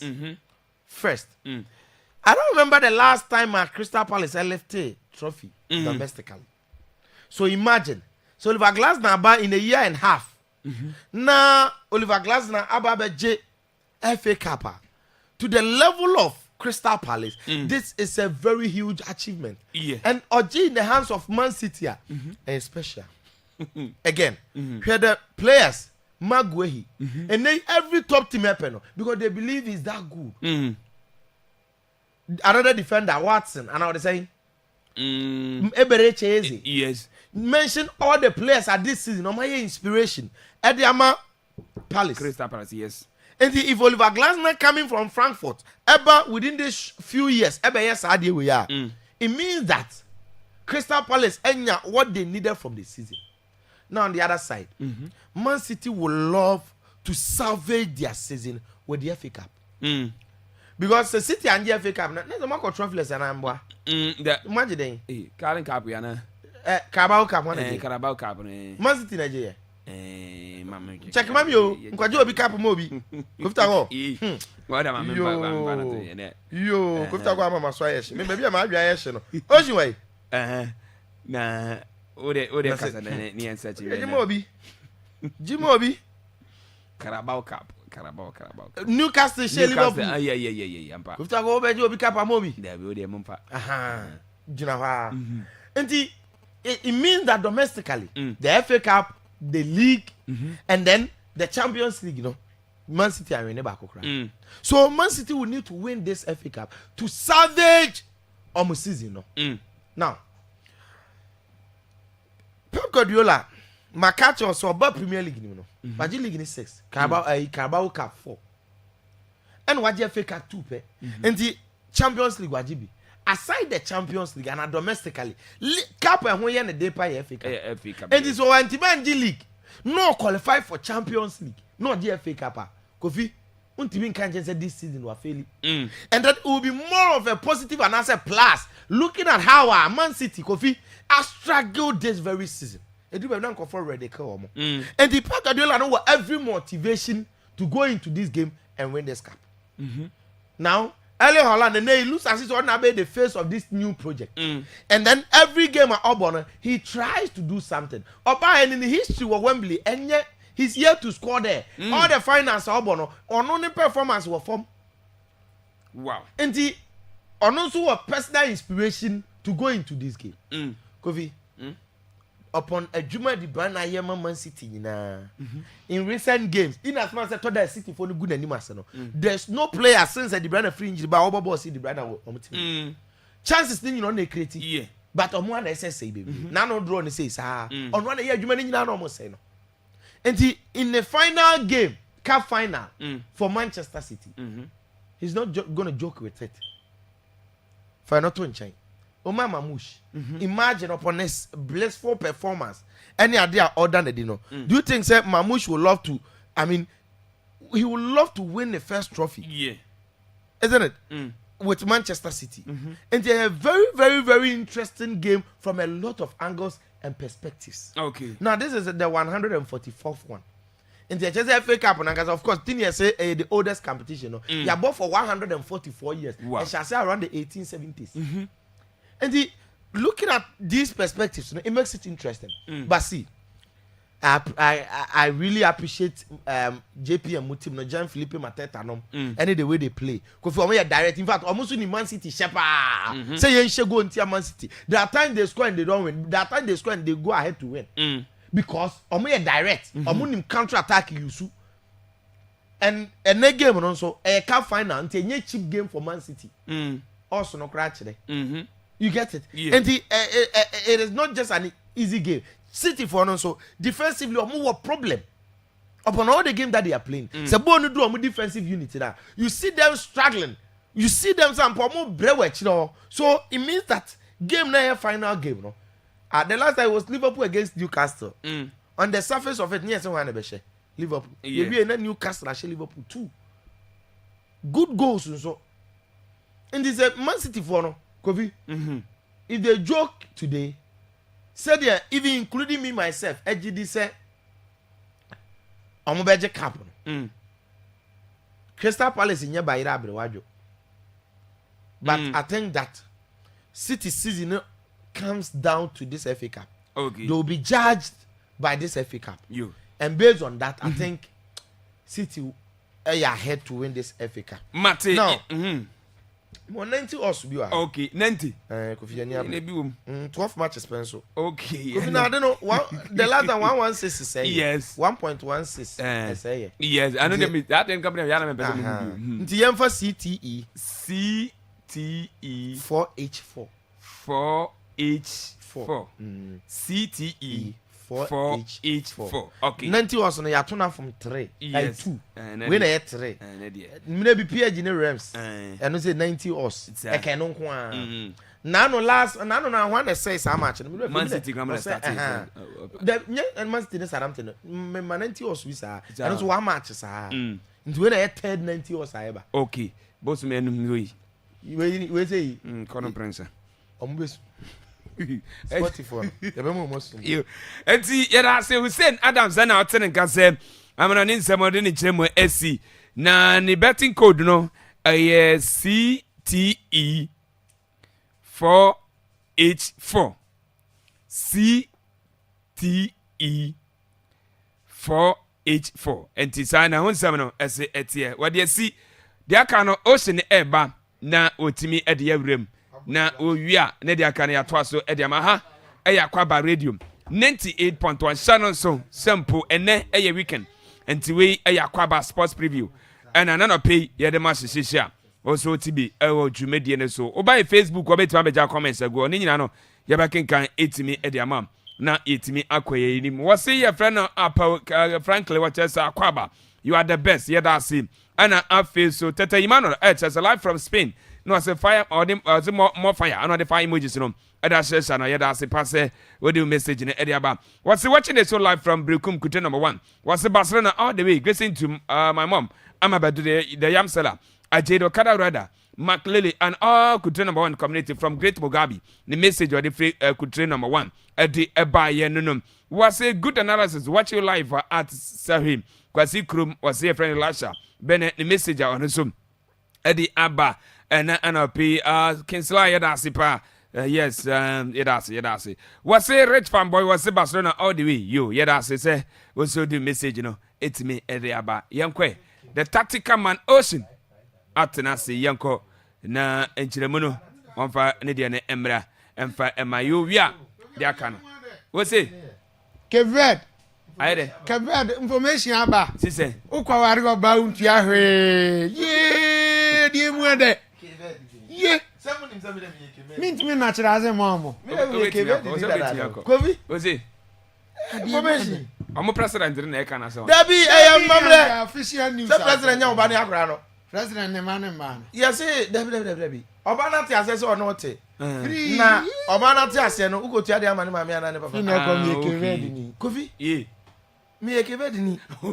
you go woni be be si na go for da so ji na ntwie baba ko be ji na ntwie o be ji na ntwie se se ko tu anemi le o be ji na ntwie Kofi Alhaji gusutia ne de Ngona. I like it. Dale, I've been able to back one. So yanji mom. Ye. But I'm gonna be a cave. Oh, I love out to no, this is about Papa man. I mean, I can cause what? Yes, no come here, no wash and kawa. No, I don't know. Mostly, because of you, music every bidum Papa. Now, Bibi and Yami Yasa and Contafono. And won't say why you need me about one. Omodi and Sans of Sundia. Omodi and the expiry day too. Every day, every week. Because I saw the so Unyani as we are. Okay, forever.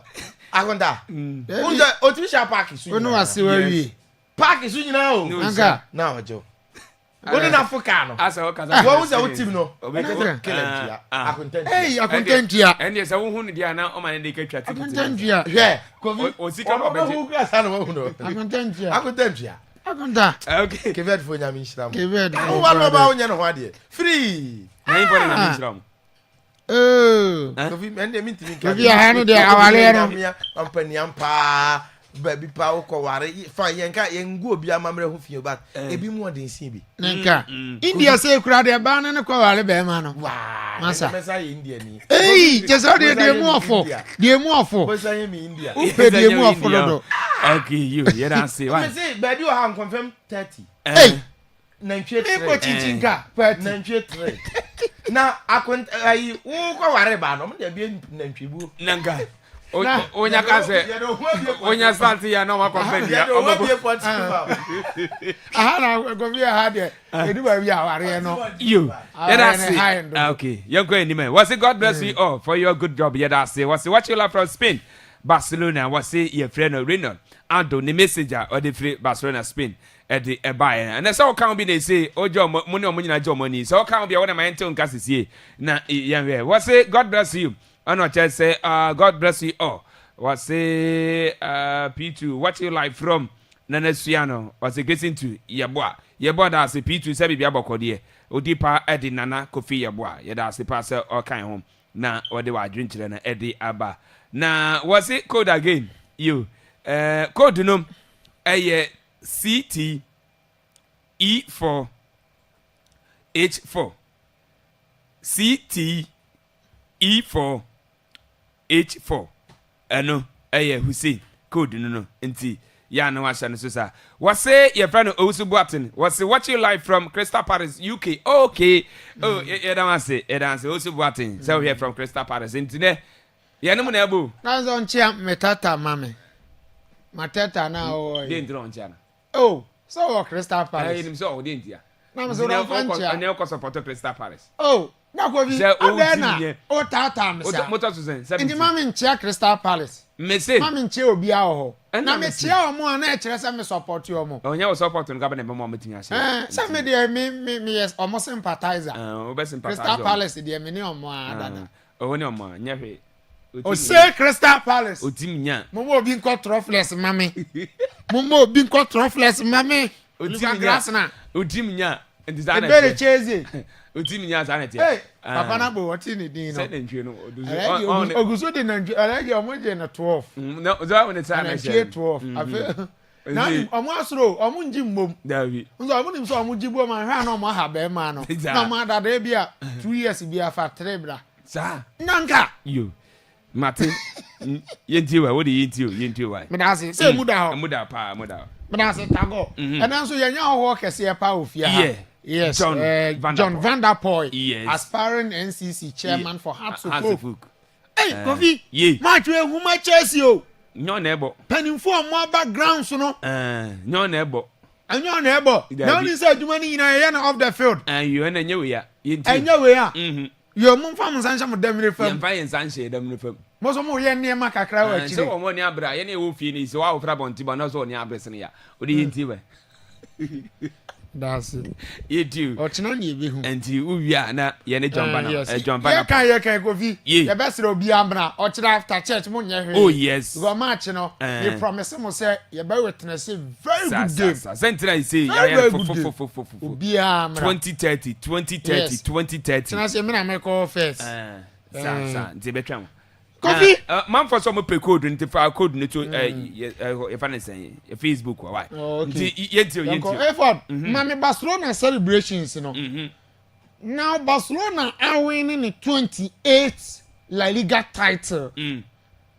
Now after some defeat or more rivals, Espanyol. Yeah. And I'm Barcelona for silly almost 28th La Liga title. Now, so what celebrations now air course now? I see say Barcelona for the Champions League. I know who know. Yes. How they are celebrating the trophy, no? Tells you how valuable and the Jumakasi or Moody shame, no? The Edia Mom, Muni, Nijia, as a coffee, or Modi, they celebrating. Okay. Now, the first person now, me person me didn't home come in the midst of Barcelona trophy celebrations in Umu, I have brand fan Xavi Hernandez. Oh, okay. Former Barcelona player, former Barcelona coach. Now, let me nyame din komo. Ana let me nyama de to mpanifo anim se Barcelona the SCNA are maje domestic treble, winning the Supercopa, winning the Supercopa España, Copa del Rey and the La Liga. No, Abasobono say ye Javi Freeman ye. Enti Lamine Yamal was so emphatic to even say, without Javi Hernandez, this would not happen. Okay. Now. And some know they are too Jano Kofi, Menene are doing 100%. Before the coming of Hansi Dieter Flick, Coach Ibakwana Europe, pressure one or so pioneer Javi. Because they felt that the first season he won the La Liga trophy with Barcelona. But the second season, due to the circumstances and nature Barcelona Bobo Konuashianinti. Now Niaman Shada Enkoye for Barcelona team, especially.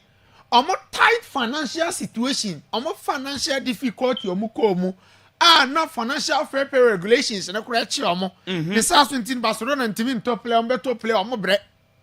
Everybody are just omo trigger levers, first lever, second lever, third lever.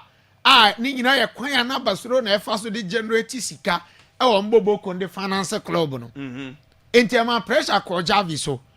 But you see, to coach a big team like Barcelona, no, regardless of the fact say near maybe AC of the field that impacted and as any negative consequences and any negative effect our field no so no. Among came out at the end of the season, the maybe sa trophies.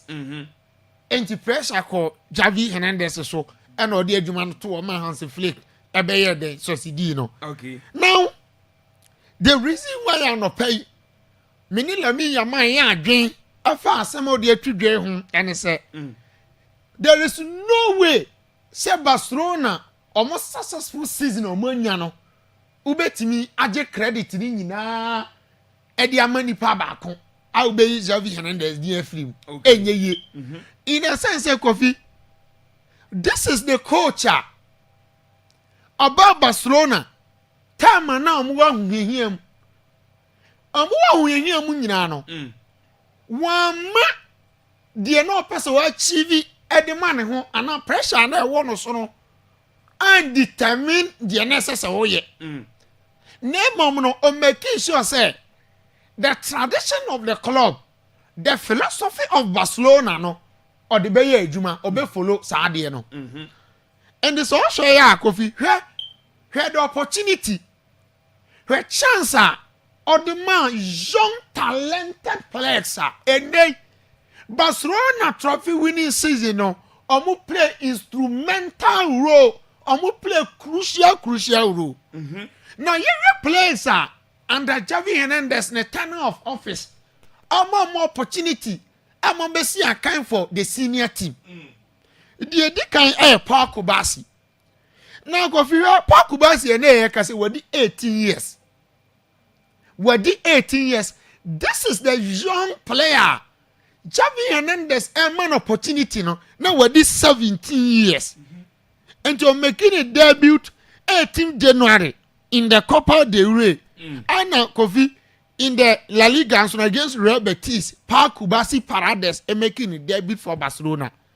Now this season, want to win Barcelona outstanding performance enum enja brante ne ho. Yeah. Where there be a boy Yama, Yabo Rafinha, ni Yabo Pedri. Back of I tell you on authority, sir. One young player. Ne mode mara ya me nwanga pa bro ma dwene me nti aseso ye Paul Kubasi Parades. Oh, okay. Kofi in football. Obetim de akwala ketua bia kwa akogina position bia. But enya central defense. Yeah.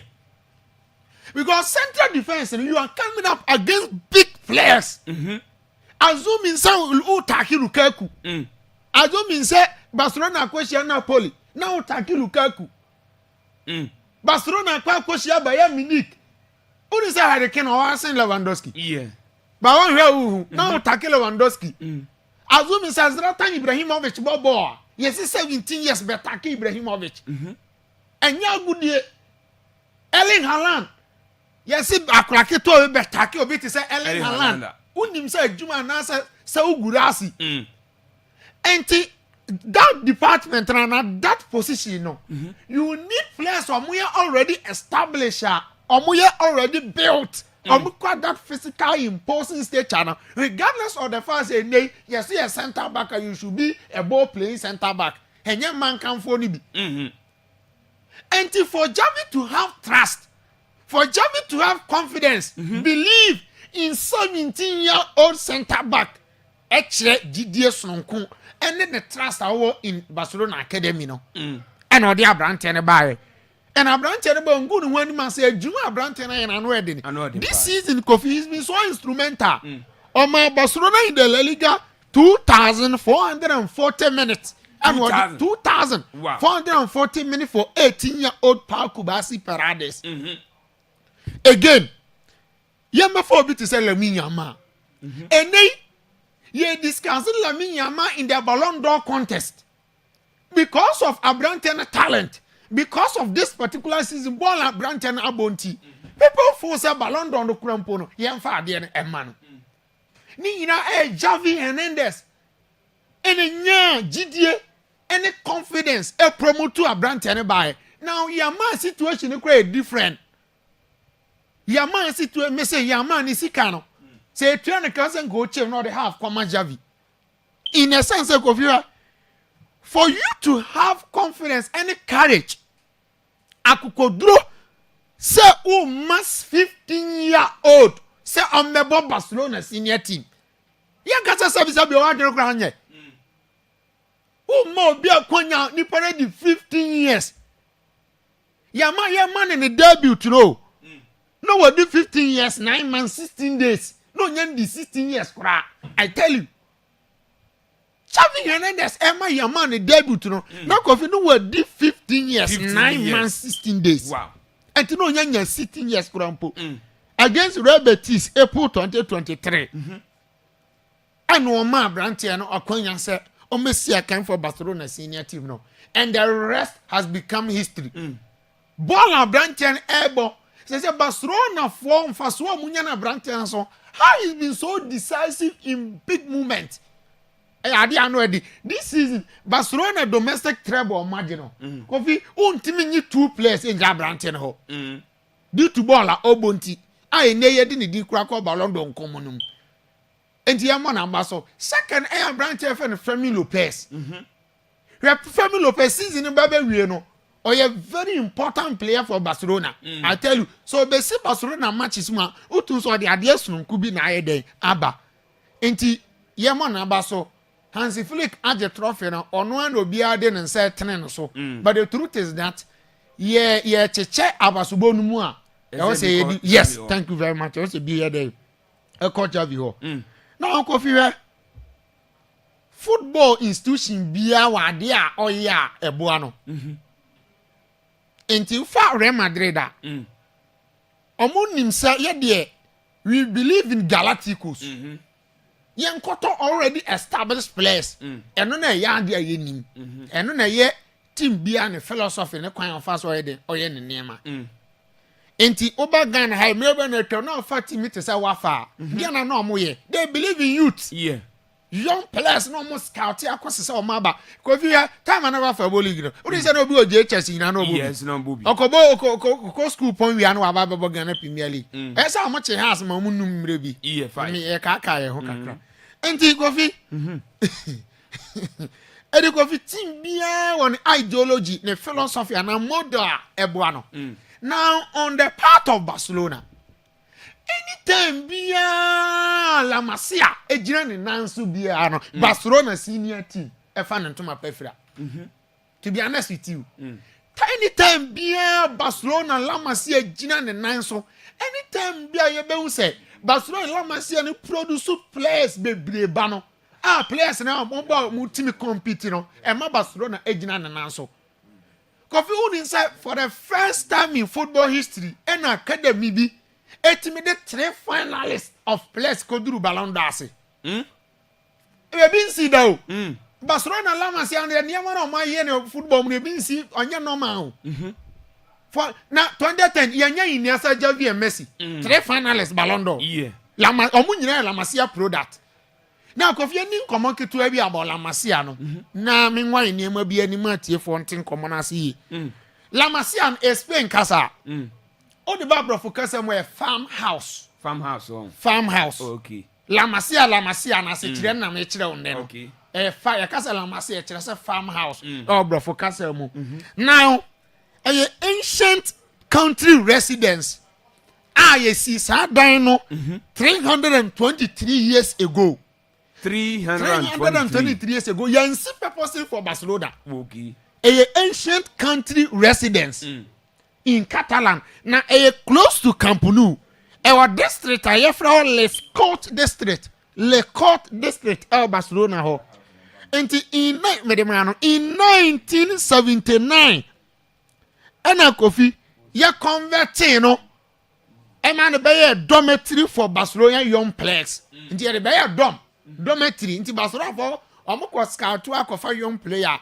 e ho na ye de mokotena e ho na ye de mokoda enti from 1979 and started by Barcelona for Japade a omo de tete players now this season Kofi where Barcelona team let's count the number of La Masia product omo any ball or mabo body he's the best left back this season in La Liga no Robert Sapa Kubasi La Masia Lamine Yamal La Masia Femi Lopez La Masia Gerard Martin mo mention them all these players Pedri La Masia Gavi and La Masia and all these players sitting in no I passed it through the ranks of La Masia okay and anytime bien La Masia jina nanso mutimi produce players papa babiano and my Barcelona for mutumi pafra Messi I can one sense I go be the greatest ever footballer in history and La Masia on the Ballon d'Or 8 Ballon d'Or 8 you know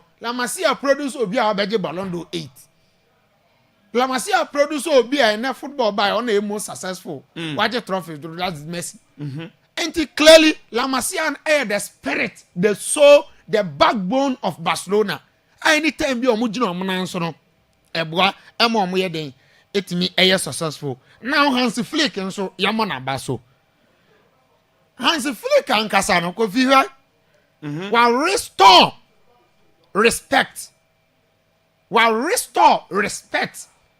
na nanka olusu no back unin say obeje 6 trophies in a single season for Bayern Munich oni Guardiola nko na omoji 6 topo banadia ba ko a na amanfo pi ejina so a na ase adwuma na waye no omo abu omo ni aguso ene se the quality of materials na Bayern Munich kura as at that time and for the sake of Bayern Munich intino na asa amanfo bi fu so oh na Bayern Munich do omo jeje cap asa o sheda nya yi bia ena odi Germany time omo sake Joachim Low niam nkoye for Germany odi Germany call Qatar 2022 aningwase poto ontimi che Costa Rica ontimi che Japan look at the low profile national teams are Nancy Flick time no coach Germany national team no ontimi ni omombo enti go after that and odi aduma no to obefa Barcelona nende obia convince Barcelona board no say they should go for Hansi Dieter Flick, you know, or say Yebona Basso. Because the right decision I'm taking at the right time. Or by a wababe change Barcelona for the destiny. I know. Or one of the strongest teams. Oh, we are see. Champions League, you know, quiet because I'm going to me, Angelo. I'm going to semi-final. Chelsea coach, you know, why are they? Says we be the second German coach to win the Spanish La Liga after coach FN Ben Schuster out in 2008. The second ever German coach waje in Spanish La Liga. Inti honest go vi German abaso oba trust onya no nkola ni mu no e ade aboa yie papa. Now Robert Lewandowski so waje 31 trophies in the career. Yes. Wow. Now you see he's one player that be American say hugely underrated. Baby you go free anything. Yes. So Lewandowski free France. So free England. So free Spain. So free Argentina and Brazil. Nka yen we di Lewandowski ebenya. Okay. Records na Lewandowski aye no. Enya normal. Champions League nyina. We Messi ni Ronaldo free on and goes to. In the top 5 European leagues, we Messi ni Ronaldo free on and goes to. Okay. But then we are Poland ni. Why o kasa no kra no di ni e bokra ebre. Poland ni why na ebo di o. But he is continue proving day by day. He is aging like a fine wine at the age of 36. At the age of 36, this season in all competitions was 40 goals. Wow. And at the Yama Barcelona, and you go Yama Lewandowski Abaso. Yama Abaso, I think say he's hugely an underrated footballer and as underappreciated footballer. I think this time around, no say he didn't respect the man. Now, Kofi, and a meeting back, so. Our Paraguay.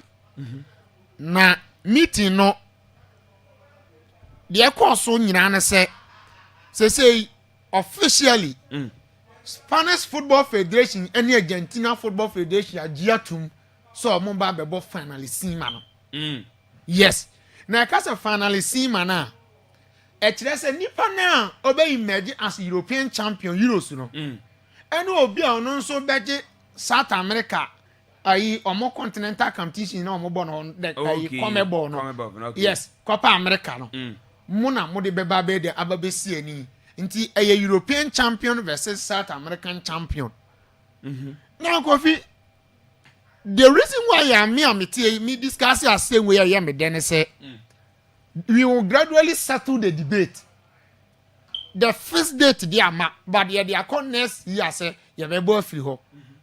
The ananka entimi maso no modwene ho say because of fiscal congestions. Fixtures no boaboa no. Enti na ase omofo say ye bebo ye money ade aba finally no FIFA Congress ne ba so no ye yi bibia free wa ye say finally see man be de ebeba so. Now go finally see man be ba so a lot of debate and ekoso in a sense so share in some nkrofo bi can say currently the strongest national team in the world is Spain. And nkrofo bi so different opinion but say look and so share the strongest national team is Argentina. In this almost year you ever heard you are winning. Did you ever win and the strongest national team in the world? Okay. 2. And Leo Messi versus Lamine Yamal battle. And the master versus the apprentice battle. Because Lamine Yamal idol, he always idolizes Messi. Oh, Teresa, Messi any idol, Messi any inspire no. I don't be because oh you Messi, you Yamal, Messi then echo no. Ye we are near Mama coach no. Lionel Scaloni versus Luis de la Fuente. And then national team coaches in the no mo ya dey wan say USA coaches na. And because these are key factors ebema finalisi man aye de we mo aye den aye shi. Okay. Intermediate menya kran coach na ya mo de ahye so. No go mo de assess so. Because Spain and Argentina let's imagine. You just imagine Spain and Argentina this year near. Send a birthday. Ebekwa ko wie. Eni Kofi ebe de ebe free sade ni nso be dey. Ebeba. Adawon marketo bi on a game no. Ene ne ochena games no. Na ye hwe de ebe free my day amba. say ko Italy mu ayden wo ho say in the top 5 European leagues no baby ba ko emu aye shepan Italy in the sense so West Scudetto log na Inter Milan and Napoli no just 1 point per and a separate aye omumienu now over the weekend omumienu ejina kono Napoli ebe kwa away akwa tia Parma and watch the Inter Milan bet na San Siro atwen Lazio and it's only 2 games in a ni na very difficult because of the fact that Napoli ono ekwa away now ono ekwa away to a team my friend Parma Parma no ono so this season ukwa eye Serie A numa niema nkoye or just above the relegation zone onso nin say aka just 2 matches to end the season and it will lose super ono so like he say relegation obetima the akọ nti ono so no already motivated dada. Okay. No about the fact team Inter Milan ono so bebo tia SS Lazio. Now Lazio this season it is highly possible so mebo Champions League. Omni team order for that is Juventus you know the same number of points 64. Ndi a kire say ene and as over the weekend. Some matches mienu a edi 2 teams we anim na be prove who will win the Scudetto trophy. Okay. It's very, very difficult 2 games in a day, 2 teams in a day. But what I fear for Inter Milan is they say no. Omo di omo ni mi enu na head to am. So oni say the chances of the Scudetto no very bright because 1 point per na aka bibia timisi. On kure Arsenal do final of the Champions League 31st May minute. Yeah. Nti onso nim say so ayire ne ho a obetima je double. But because so obetima je double no and also be take big sacrifice. Nti say ade na kwete say wo a wontimi nyi wani emfama Serie A trophy no. Wo also a wontimi nyi wani emfama Champions League no. Is anhwe ye na ade no kosi bo so na akwete okakolusu ni mienu. Nti at this point they go for Inter Milan wa so die da no so. Especially against team friend PSG league na wie. Di na no cry man the players in holiday and Kimi ba Morocco be pika. Ti omo ja omo mbre omo boboli agro no mbedi. Unlike one a wo no wo pe bibi age no. Nti anhwe na ne ma yan ko nti go fi very good game but I believe that this weekend NB decide who wins the Scudetto title. Yeah, say weekends way NB decided the wine and I terasiri ano obetimi ajesini nasa no the Tactical Man Ocean and now it's in Ghana. Was a happy birthday to Alfred Oye Drama at Church of Pentecost. Jamdidi was a may the Lord God, may the good Lord bless his new age. Okay, you. Yeah, that's a PSC Cobrantic in message or the banana. Was a black of you was a good morning to you and entire sports crew. Was a time for celebrating me yesterday on your program on my birthday. Okay, you. Yeah, that's a pa. People Charlotte in message awadi eba ene no sasa ma hatma so mo vim yeda asema hatma so the message no etimi edi aba your Facebook or ana wan bi mo na yentwa so na yenkwa enim was watching you live from Tripoli was a greeting to all Barcelona fans Frank Chiremeni messenger what the aba no was a good morning to the entire sports crew was you are the best okay yeda same was you Martin swallow win the best sports analysis of the year. Yeah, that's we Akwaaba Adepa the messenger I say what the abanano and it's an 176 was a fantastic show by our standard. Was a greeting to my lovely wife Juan we are going inside Barcelona Spain Kofi Ben the messenger or the every Spain abonte so at the buy and yeah that's it and a say also do message in about was still Hala Madrid watch out 2025-2026 season Kofi Ben the messenger or the buy and Sasso and Ismaila Adam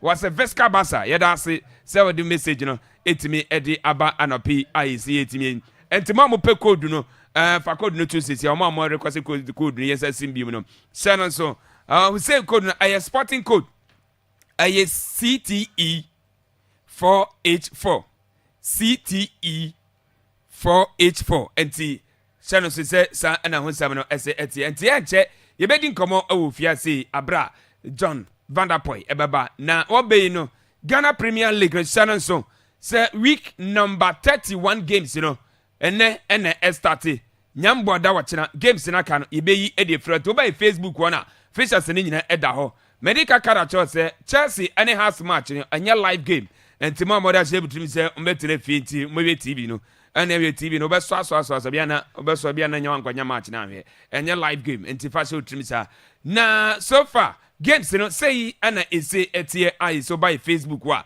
eda ho enede due Accra Lions ane Doma Diana Stars enebo Kotoko ebebo etie Dreams FC nyambo eda wachina Brekum Chelsea yani House of Folk na de epem so da wachina Brekum Golden City Park Basaka Holy Stars ane Kwando Heart of Lions ebo Carrera etne fiu oni Mediama Sporting Club ebo Sasan Vision FC ane Young Apostles ebo Samates ane Bechem United ana amfiso Legon Cities ebebo etie Nations FC omo match no penefo HS Monday ana sa kensu ebetimi atodwa na say ana league table net after say yabo week 30 na week 31 ye ko rem say ana league table net ya ye don sam ye de amam Shannon so Nations FC Benefo HS omo ene ready kan omo kuta 54 points. The toss mienu eye Kwando Heart of Line 53. Saso ana miensa ebebieni Gold Star 53.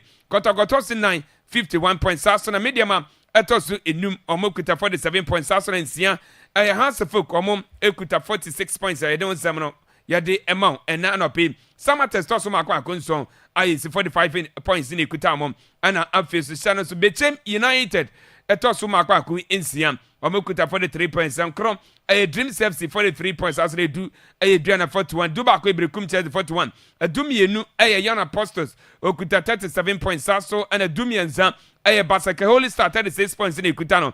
A Dunai a Vision FC 33 points. Saso and a Dunum a Carrera 32.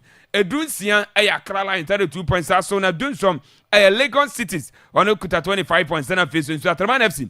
Echatwa Okuta 15 points. I don't some yadi Emma Shannon so maybe any Gold Stars. Now Trevia ye Omani Suatraman FC and a Bobat Saki Zeno Entime Ambassadors 3.3 goals Ebeko Ediama maybe any Gold Stars in this points in Equa de Moma Omania 56 points now Oma Quatres Ponyambwa Monday Abra Ese Legon Cities abo the Nations FC no Sakobase Bia Omudin Kunima na omasabe take over and the free oba e don sam yade ema ene anope e wo tumedie ne so na akansi e course wi na no ana coach Aristika head coach de ema Doma Diana Stars what say 4 matches na aka no oma target sempo e se omo setimi e ka 10 points de bia e betimi abo amonto aka ada che boys ni se omo e make sure say ene akansi do manim against Accra Lions no mo metimi adi nkunim no ma to aso no ma hwese 4 matches na aka no e se omo timi enya 10 points e wa akansi no a coach Strafco Aristika head coach Edma Doma Diana Stars. Yes, I know have the break. I have the training every day, the serious someday also the two training. Also last Sunday I have the Friday game away from the team. It's draw 1-1. About my preparation this game from Saturday from Accra Lions. Go very serious. About I talking for everybody. I don't wanna start in this moment. You have only 10 position in the league and this is not the good position from our team.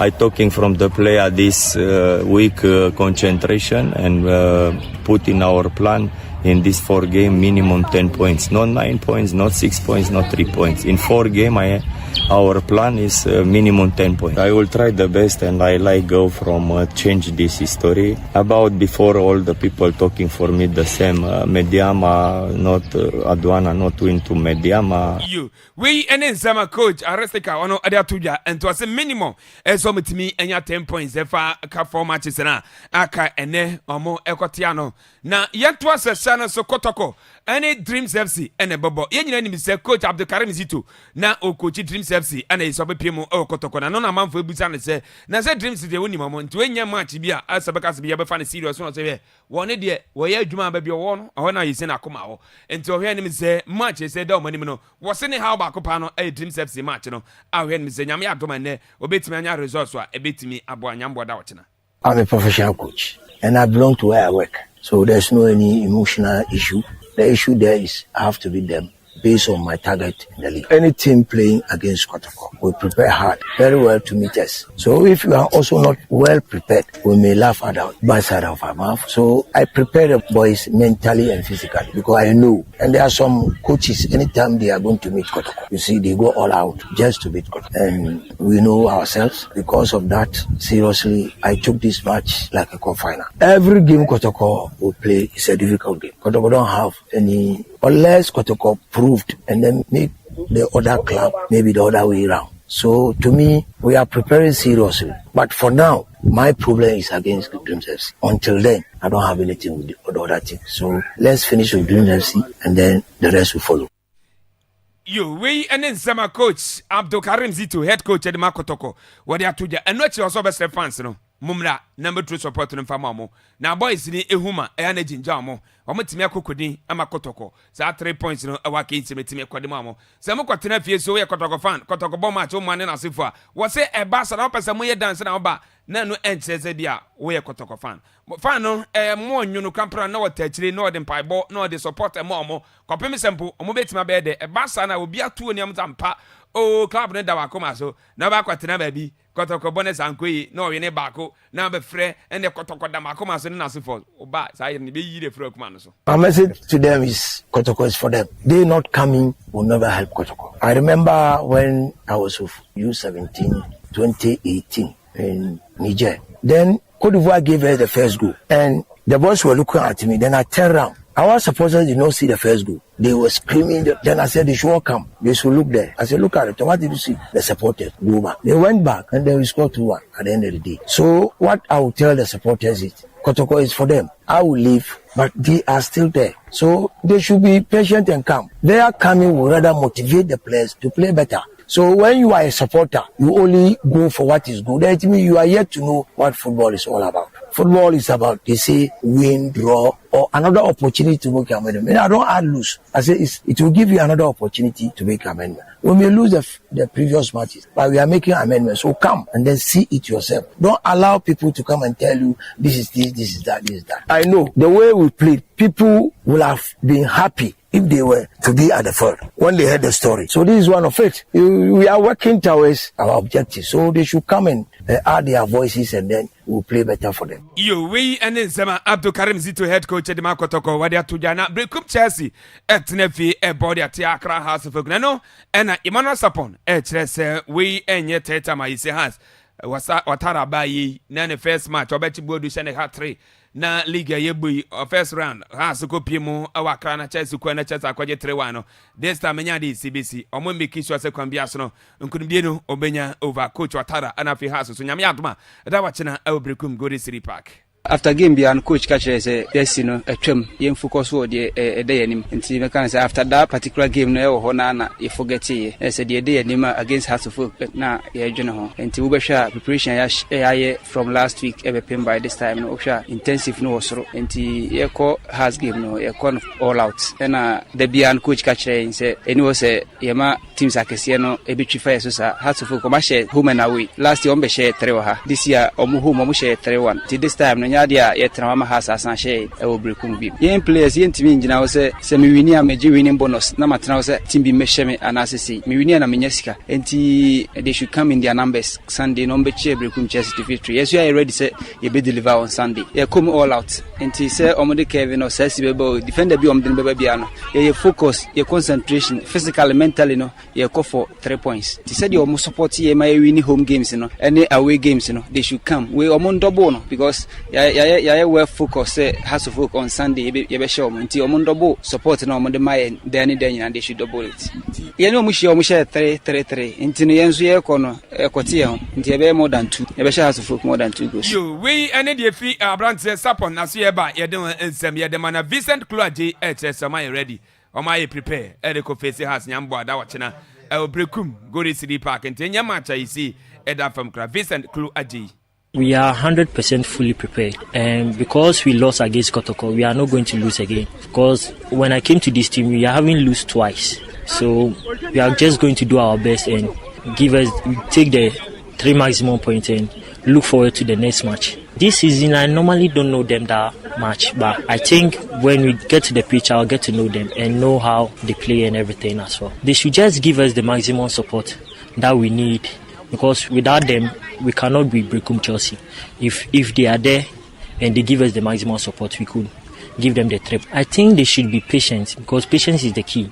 Because without patience, how can you get your results? So I think they should just exercise patience and just give us the maximum support, and we'll give them the 3 points. They should relax, cool, and just watch the game. It will be more fun, and we are going to give them the maximum points for sure. You we and then some Vincent Kluaje or the Atuja and Anopi Shannon Sonne Emano FA Cup final game ni 3 p.m.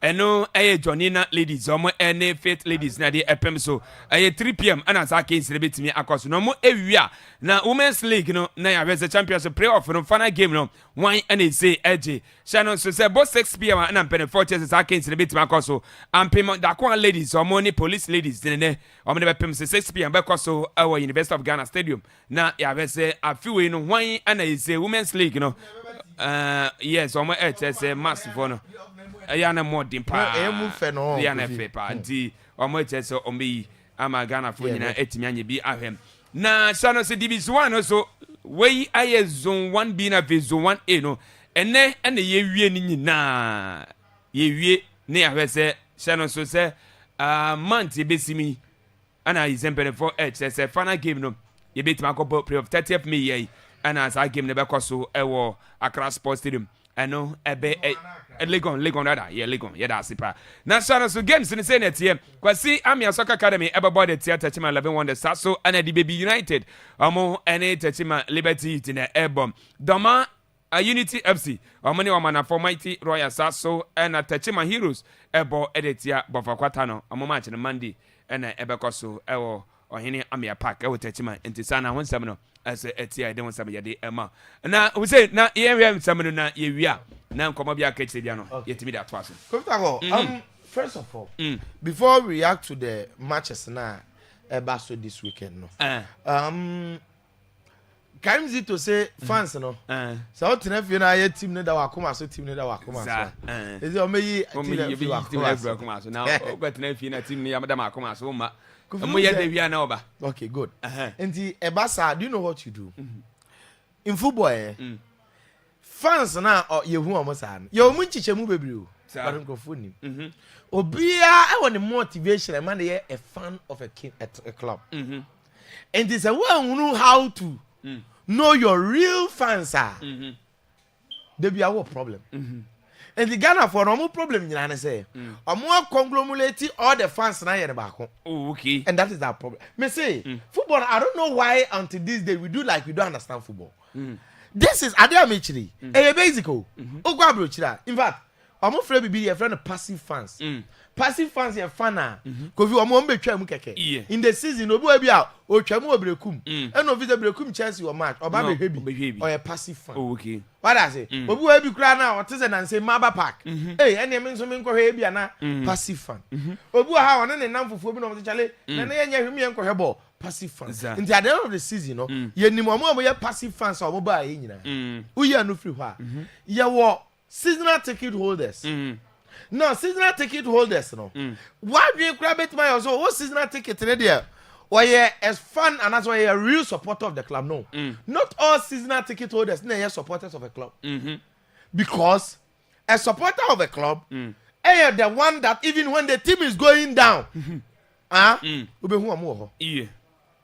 and the Brekuma na fire example when him say until there are some few people Arsenal what division 2 club they started following Arsenal from Premier there before Arsenal be Premier to Arsenal go division 1 to division 2 omo supporters and and it's a team now nyati sa de na say because omo real football supporters e be motivation no and your results okay omo motivation your results whether you seasonal ticket holder na onye seasonal ticket holder no if you omo organic supporters because my example maybe me the Chris Wilder Sheffield United coach ni example ku catch so no omo fie ni stadium na nkasa Sheffield United stadium no go fi enduro 100 meters enduro han even school be we have vision school yes gina hwa why Sheffield United tattoo ato no from infant oso no ya achechebo o ma team no in fact team ne ye ni moja nti time obebo team na as a player better ni coach no se nioma nko ye kura na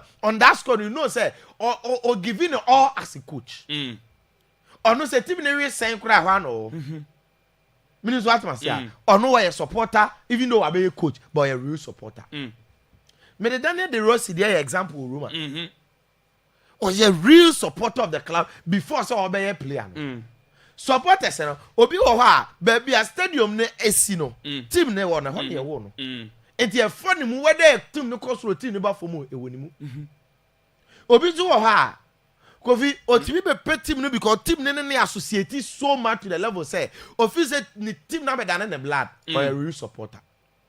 Na sanko for the debut omo ye ketua bi because majority of the people are one year careful obey the seats of your supporters no omo your organic supporters me see be a seasonal ticket holder but on your supporter udim the entia ono no prioritizing results based supporter team ni ko ye nti na so a supporter no meboa Breku Chelsea time ebo Africa na nipa what team no ho na omo na wo ho bebre adwane obi aye na adwuma because omo no they were prioritizing results. Ma Chelsea starting G League, Chelsea in Africa nko bo na top teams in starting miracle ma obi hu nipa eba Chelsea obi hu trokra ebe sa aba team ni means what must ya omo ye results oriented people and Ghana no majority of our football supporters no omo yes okay omo ye results oriented results no mad. The results of my one supporter onimo.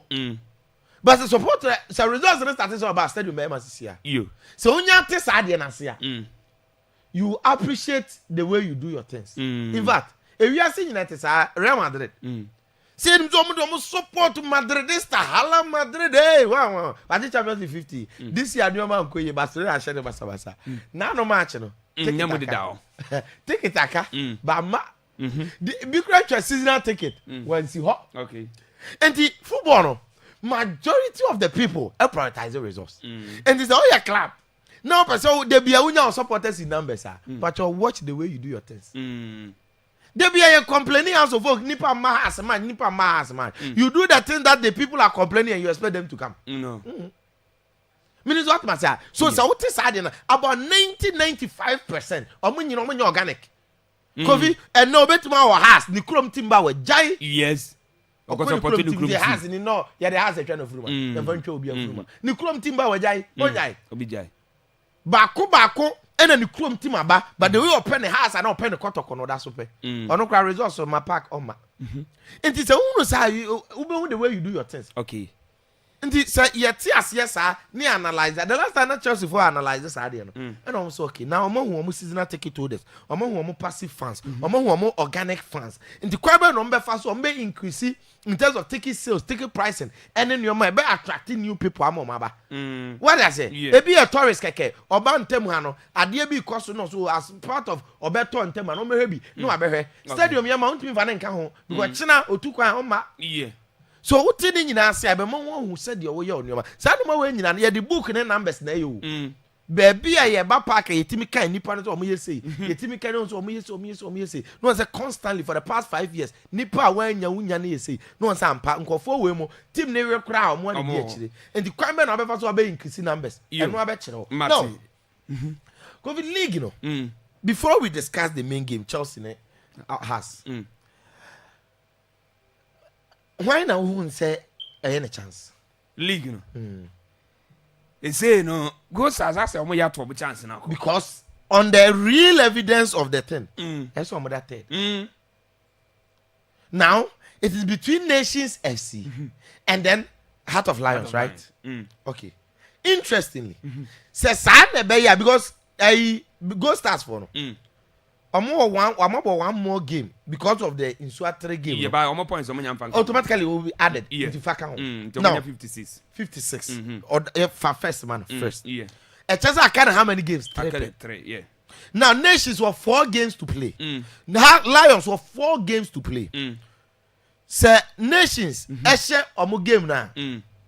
Kofi, omo sign go stars.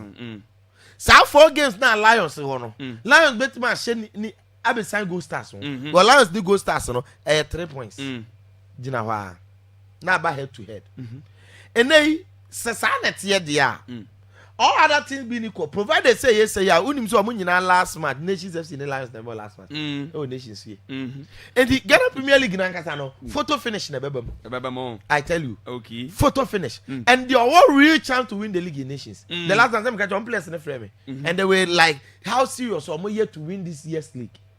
Who's the last year Pashishi omo? Last 2 years they were a bit close no more take earlier. And the imagine say so mo test season. No mo beji Premier League. This will be huge. Yeah. What I say? And see, now league in Ankasa there.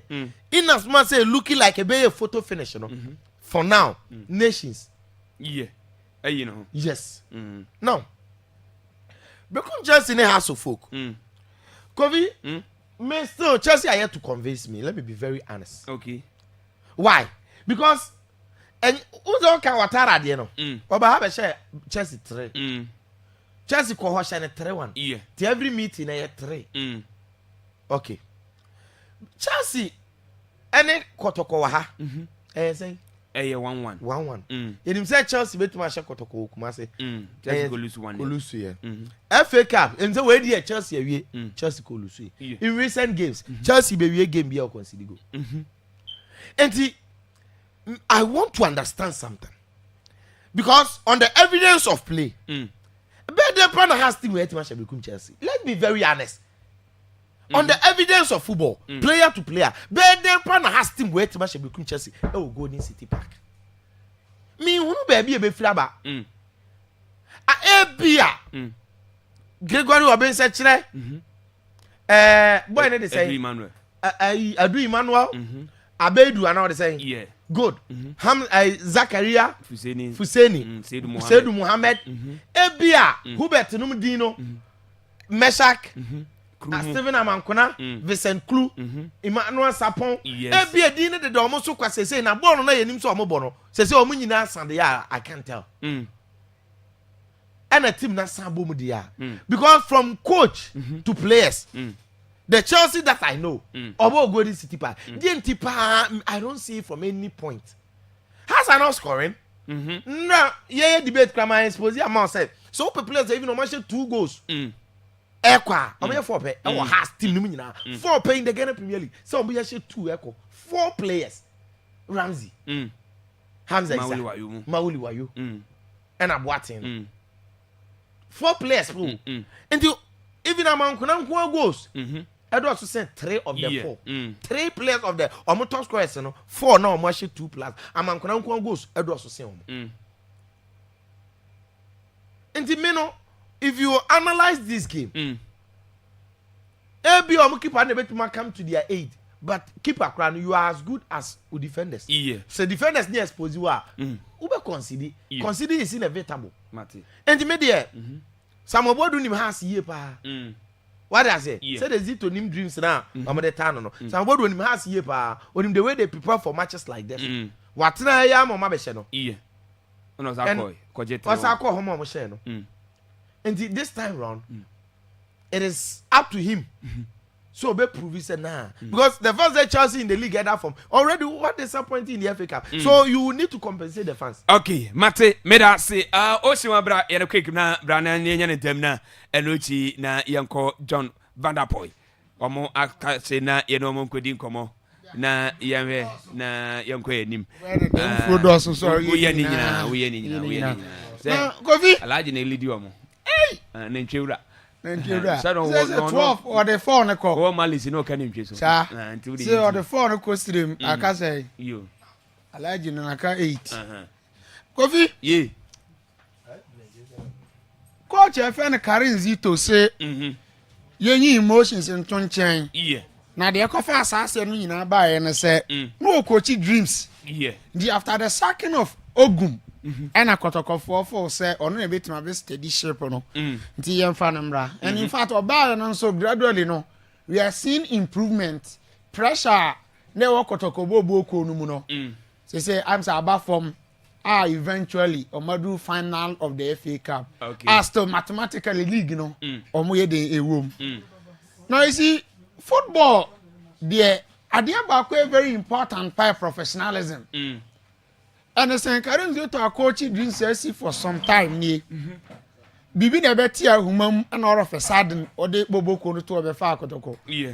And the professionally, team coach or man team or yeah mama mo kotoko. So you can't say so because or say special love for dreams or coach or more. And because of special love no for dreams and any coach kotoko. No aba share dreams or kwa go no ho. Now, no, so Kyle me, your man, Papa story number your children. Papa, you're a typical Real Madrid supporter. Or a card bearing member for Real Madrid. But I dear Baku, seen say, Wako ne buy ne banner bought Barcelona. Barcelona and Real Madrid in some way rivals. And you know, more tata no was a hey. we no na dey aduane besi me table so Barcelona no na feed me nti even though na me support Madrid there, but the truth is that professionally no I need to support my friend Barcelona and immediately I feel say whoever be akotoko gina yi any there omo person omo achieve at the end of the season I don't think say Sadio will play any role bia in this contest and he should even be professional. Now Hearts of Oak any Bekun Chelsea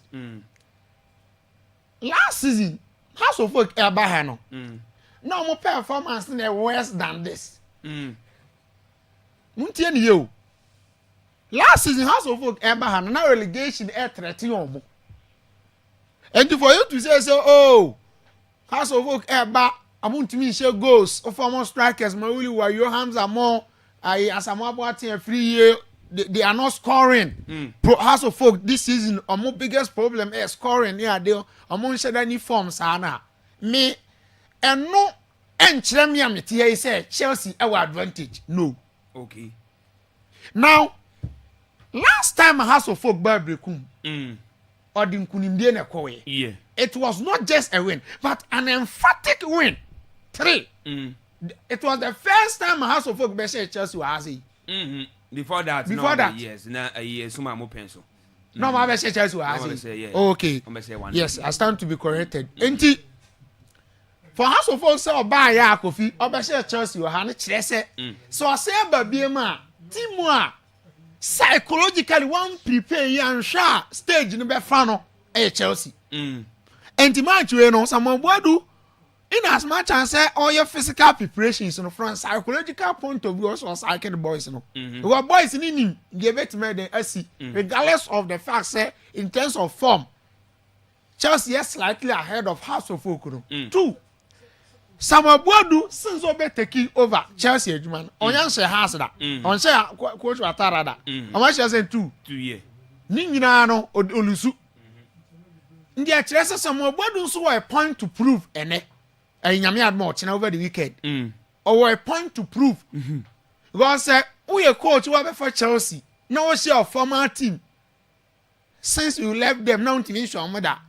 Aside that, and so no. Or by a coach, the coach in question, or Babeshi and a didn't home come out Atara. No, we ain't saying that. Actually, you have a point to prove to also show and say, first, and not Nieman Kui, but you want to rewrite the story once again. Okay. Now, my problem back where some tactical decisions are caused some abodu eye. So when you improve Kofi, I'm very much afraid. Me need the whole game nechi. But what the tactical mistakes at Chelsea here no, it repeated the home. Without the ball, Chelsea defensive organization is very poor. And no man Chelsea consider unnecessary goals baby against Kumasa and Tekoroko. Okay, go here last minute, go there, boy, Gregory Pejan and Saro. Yeah, about corner. Yes, yes, league, no, be able to know receive ball. Akwaaba be gina ho ababe 2v1. I wouldn't saw the ball no my way. You should easily anticipate say, I be pass my way my day. I find a solution that say be obe take decisions of the ball. Now my friend sa by the time Chelsea play on the top form so you block no. Now play na take decision away. Okay. Monano and in the MTN FA Cup against Kotoko, semi-final. Time na Kotoko play and bear cross about boss no. Count the number of Chelsea players are no more boss no. I first say no unnecessary. Oh, okay. As they always pin them in the 16-year boss no say keep on any answer sa. And this audio agreement say player need this house or back for power no accuracy kit no born for Poma. Would agree a problem for the goalkeeper. Therefore a certain tactical decisions being also coach in here then improve on it. Okay. And here no ntimi then boy and go be I force a match in there me promise will be over here be a very good game. Yeah. But this time around no, I see Chelsea so bet my BB. Mate, yes. Yeah, say, and no, the tactical man Ocean say, who Chelsea say, obey me, IABB. Na, me no can say, Alaji Gongono, one and they say LD team, no. Na, one Mr. John Van Der Poy. And I'm feeling so, how's a bonnet more club I see? I can guess, no. Kisa kides. Now, omyo munye. George ni akui. You. Alasa. You. Alasa ni George. Deputy. Na misa Alasa ni George. You. You. You. You. Mate. Say be aboko alaji. Ere ya me ase. Edi kan say mama Akwaaba so. Okay. Na yo fia say no na motumi nkra say mode panyirika say bi eba. I see supporters no ohwe ni bi say se koba se bre no so a obetima be gina no na obata munyama no. Ano pe wo de na toya. Di kan boy ma ye boy amane kakre na no chi na ye nkono. No kre say ni say House of Folk. Kuyo. House of Folk and yen yewo. House of Folk and ye som no. Mo som house. Yes. Ye som House of Folk. Na mo house. And yewo. Ndi wo mo jai house. Minim se me kan say minim de we me say kan because me house ni for me ya wo me to won ha.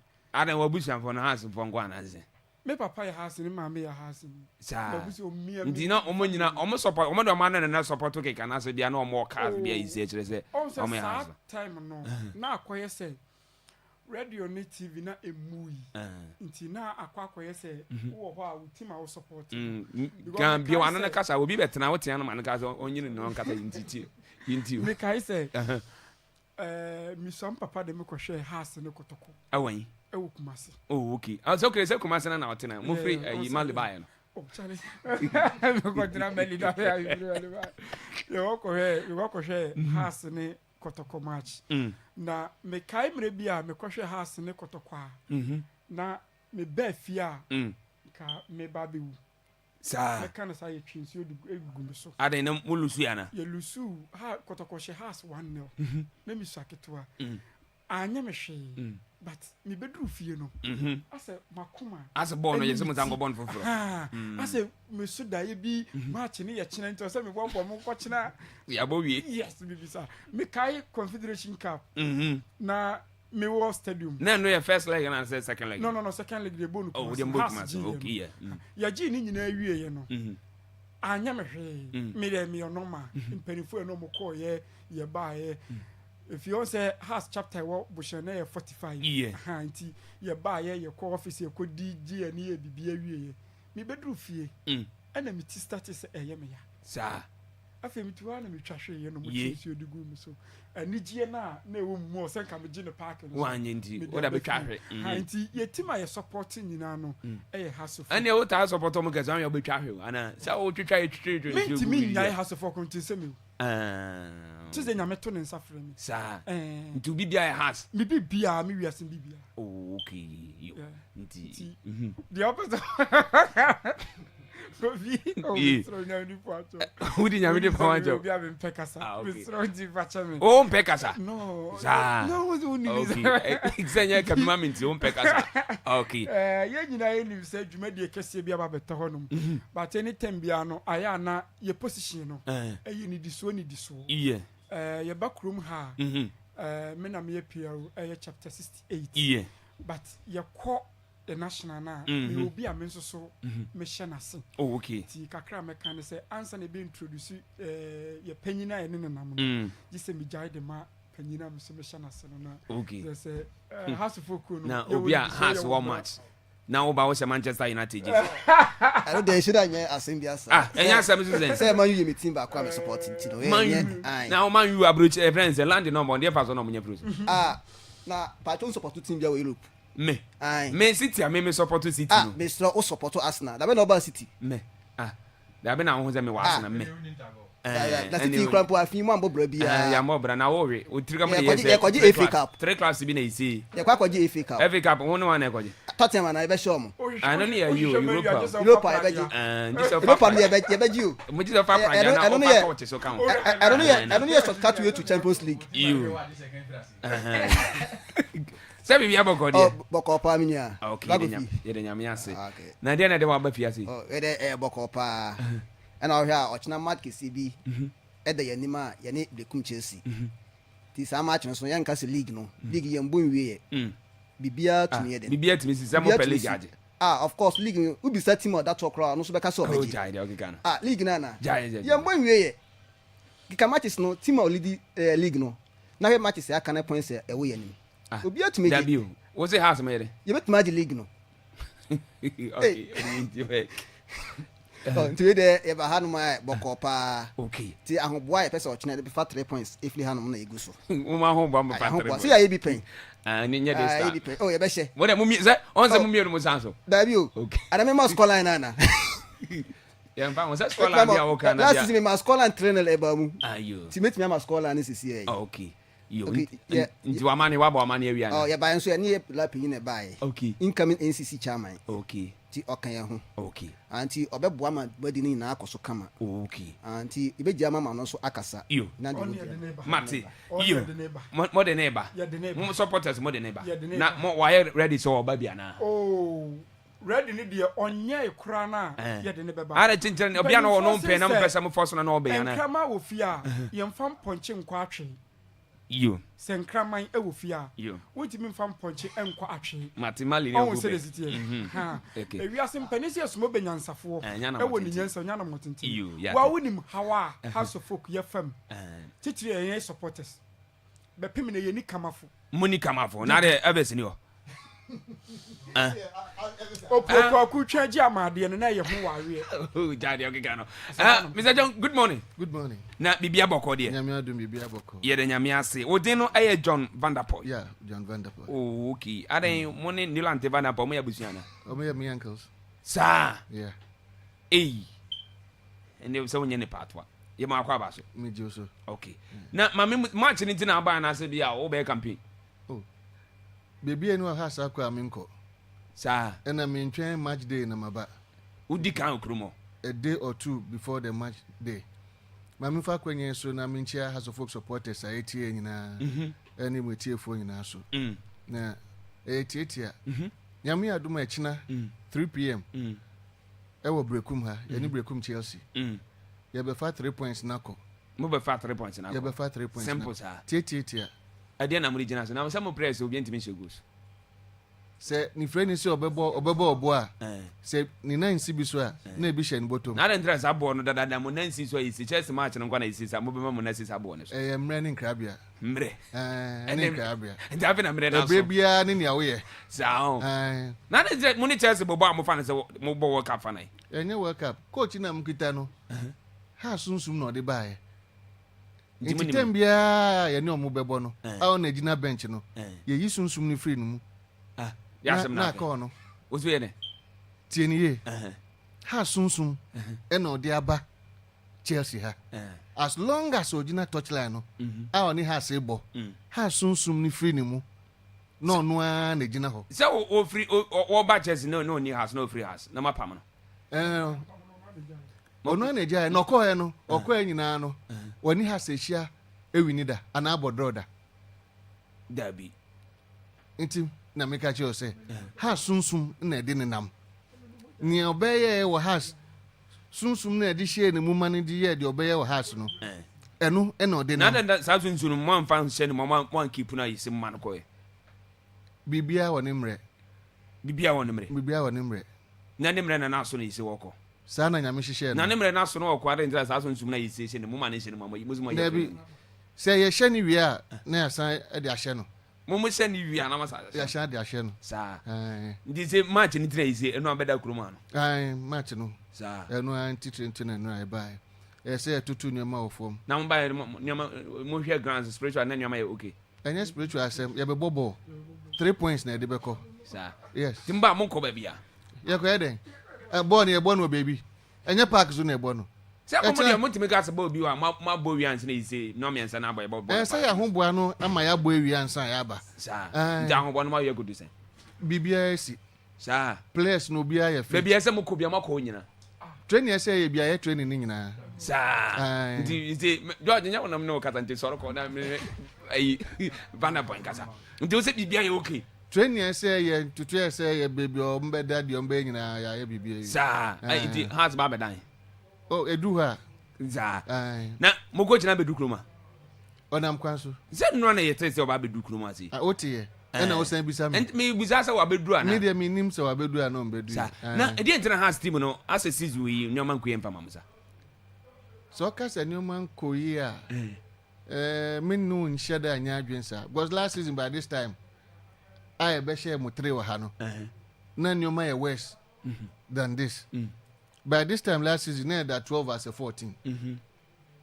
Yes, enko no said dey pair say enka enko no. Enam nyoma ba kwa na mienu bi. But a bit of an improvement upon last season. And don't forget say nyoma 2 years last season no.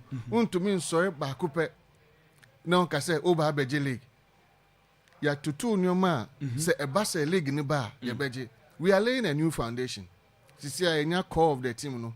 Mpenifo ya hombwa ni tutu ye. By season ni we are 1 or 2 players be a ombe hia de be free up areas a technical team no be advice say what weakness no na de be free up na afi next season nyame aduma ya be zebo be de tomato but as supporters be munti as results so e be gangan so ma mo kroma za akwe kan bi tia ntia say de ntia send de omo ntia say because House of Folk a result oriented team into one sha definitely supporter be a House of Folk be anywhere na ni beje ho but a lot of factors na can boom win any consistency ba for now no ye hu baby a enuma ba ko ana me enu bi ankoyi enuma mbesa na isi ankoyi enu na ipesi enu a person indoor fiasem sa ye hihye yes mo supporters na ni na betu abonten a ye be den na a friend say tumi build it yes mo supporters asem atem ho e de amampen fon say alaja can be and afi so Vincent so wado temu o mo na isi nye team no fi say mo ka hwa mo nti supporters into your say supporters at your ho enka ye bo match a obia so she has Jesse na say Jesse ndi emotion keke ba bo na class sport the hui ebe na she Jesse keke na no say kotomo ne kotokosi ne park no so da hui e dey ntia so na park no so da hui one side of the stadium osu stand ho no ye block ho nyina ya mo bia antina ho scoreboard side ho no enu ntina hu say ehọ na security but na nurse say previous years etwem no exactly Ghana football baby ebedu no Ghana football baby ebedu no nti mo supporters no mo ntem ho mo nche ye mo ache wade ho ye na ema ye mo ache na say na large cancer money come up we ana because there's no officially elected leadership for the supporter front in that sense na o kan every mo omo pen omo town atwem sometime aso but some yan talk about mo kasa mo declare to say on kobium and I'm form election committee once I form election committee now you don't have any role but committee na board no so that be the board no so office is mo supporters mo ne rep be board no so there be this election ni we na omo supporters be elect omo no you present omo to the border then the next thing will go on from there. Okay, nti ohia and also can be and fa ba bi na say e di mu supporters na nya no sir you see now as on the yes matem ho no nti ho no you wrong word to use sir montem ho untumi nti ho ma mo ba kuma supporters bi so we has ne untumi nti ho sir dia wo person o use as nti ho no yaw ani apinisie enye nti ho nka me ba nka mu ndi mechi o se bia o mo gas bia o fra kra na e ben Debi. ye no mo na no kroma minimpa nti ye ni mo me so meti kroma chense meti akra sa pania kra to for mu amete sa ene ngro for mu di koko zabana oh nya kokonsa information na wuti memfi no ye di nkomo kwatu da ma bobo na isi wa ye memfi kra na watara wa ya de. It depends on your definition of wayade. But Selfano tra se wayade me on that trano make us wayade. Didn't make us wayade. Last season by this time near that 12 as a 14. On is obesum na e be second round. What I say. Materials obetu ye no or the boy whom na ediko wie ya came. One of the things occur in the early interviews and he said, the priority this season, say struggler has struggled last season, this season, in Sibium. And as we speak, the kind, with the measure the data was forget about matches be a to me winning Lusunia, any BB can about him. But the kind from the beginning of the season, say, struggle last minute for relegation to say last season, ebepem ene ya me no ka say is it no cry na say anya no cry okay pedio nkomo na yi say ono de atodwa ana face de waka de e beka se bia my ba yentimi ka se bia has be bia monye na dui mo ezemu nam say 100 mo ko 114 right kasa wo ko mo ko 114 o yi wo hu afiri mu me what brekum Chelsea yo de wo mo ko 114 yes na season bia ebebo season na nya bia club it is brekum Chelsea na se bia duan na se bia Nations FCB ayi so nka so ye percent finish top 4 na has mo fight for league na mo so last year ni ke relegation to this year yanko bia na te bia toss by 5 kan be okay di ba won ti ase every bia ni a wo ye previously you need football field you need training grounds you train wa no mo tu yen you kasa wa ha no mo be pam yen they talk about league the attention in Bibia was on the team and players. But along the line, Penifue say, yen to me and focus on Hankwasa. So let's come to the infrastructural level. I say attention and focus no echo that side no. Na sadia na okay metwaso. Mo supporters be mutiase. Ni na communication. Na ndra mama na ase de bia mo lusu match na pressure na coach so be talk be so communication. There's a communication vacuum. And it is one of the major things that we have crash of Fukuma. Yeah, supporters na say be management no. Nina. Adopare mo No. Opare has nothing to do with this. Or ye na fam de pa o kwan bia so a obetumi aye. The issue is it.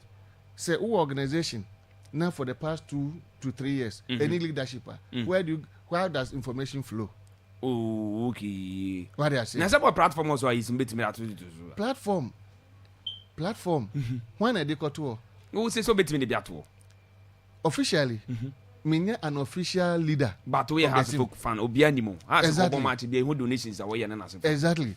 But there's a limit to what you can do. If there is a team in place, you know how you structure the communication. And be a coswa. A team nun cost one in Cancrobiano. Winning channels out before who supporters ebeden ebeti near church muachromo no Matthias here. A combination of factors. See, baby, do know. Infants say about 80% to 70 to 80% of infrastructure. No, yeah, we in penny for to 2 your man. I feel omweni ba team no. And you be no bet to me. I can't ha.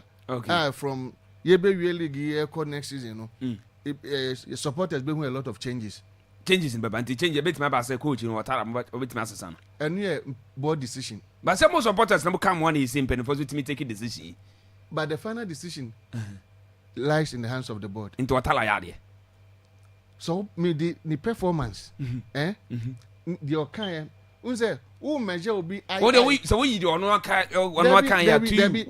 you measure somebody's NCC chairman. You measure somebody's performance based on in your man or nankasa de ato. Na say we won on acquire recruitment this was start season obo. Yes. And we and there na kan we and there na. And I say what do we you no aka to nchen. What do free mu? And ma yenya issues no. We must do a holistic analysis and make a conclusive statement. Yes, the exams are better. Me see, me make sure say, baby, last season, exams now mature BC, you know. Me first year I'm cultural, no. Me almost be fairly, I mean, 20%. And I mean, opportunity to say me san cultural bio. And I say, baby, I mean 20% now me die me no. When be me first so I mean 20% in bio. Me okay. Now for you your exams no aba. No, when you're 60%, is there not some improvement? And I mean, I say this is the foundation that has been laid. Able to me, you improve upon. Okay. Oh, has this time results on when you never be beyond. Yeah, I say 100% okay. Hey.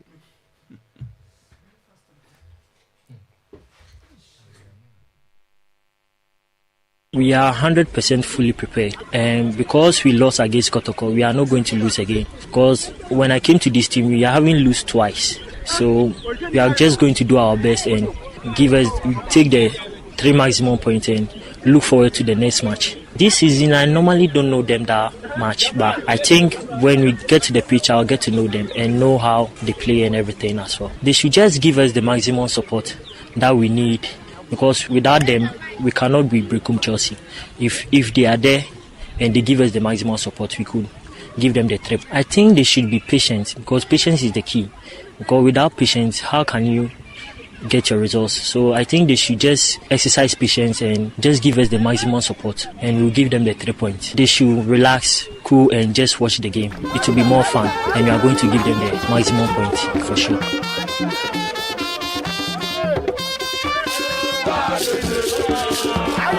Okay, you lines ni boneni Mr. Van der Bono kasana. Yeah. House of Folk support bia ya start liga. Say o players o any players o ya be league. Inti sem ka say we are happy. Said the Anyoma con this season a big no. Oh, okay. But ye ni sa ahunhia no mu ahun prepare no mu a ye na ye be survive ni ye be survive ni ye be survive ni e ho na e fa are chechire at least for the past 3 seasons no tembia ye really Ghana yen sunum but this year no though ye do baby na ehun se ka league na ebetumi age enuma ba ku bi ana mienu bi e touchment no ye ntumi anye den anje but we have to make sure say at least say nyahwe kra no top 4 no we have to be there. Oh, kimanya hwe top 4. Nyahwe top 4 we have to be there. But so what tie mu coach ni nkomo ya wudi a. Coach ni say asem support no do bi wo ha mo kama adwen bata tem dide no doso. Eno de ebi wom. Na ni nyina ya education. Kakra ebe sesa. On say House of Folk no enye kuo osom an institution. How many teams na Ghana has lusu match as support Twahwewu? Team ben na what say o ma bo match ma lusu ma. Nya we no kra nya lose ye ni Pando have to fly on. Ye bo gbese manche. First goal ni ba ya yen wie na obi Twahwewu.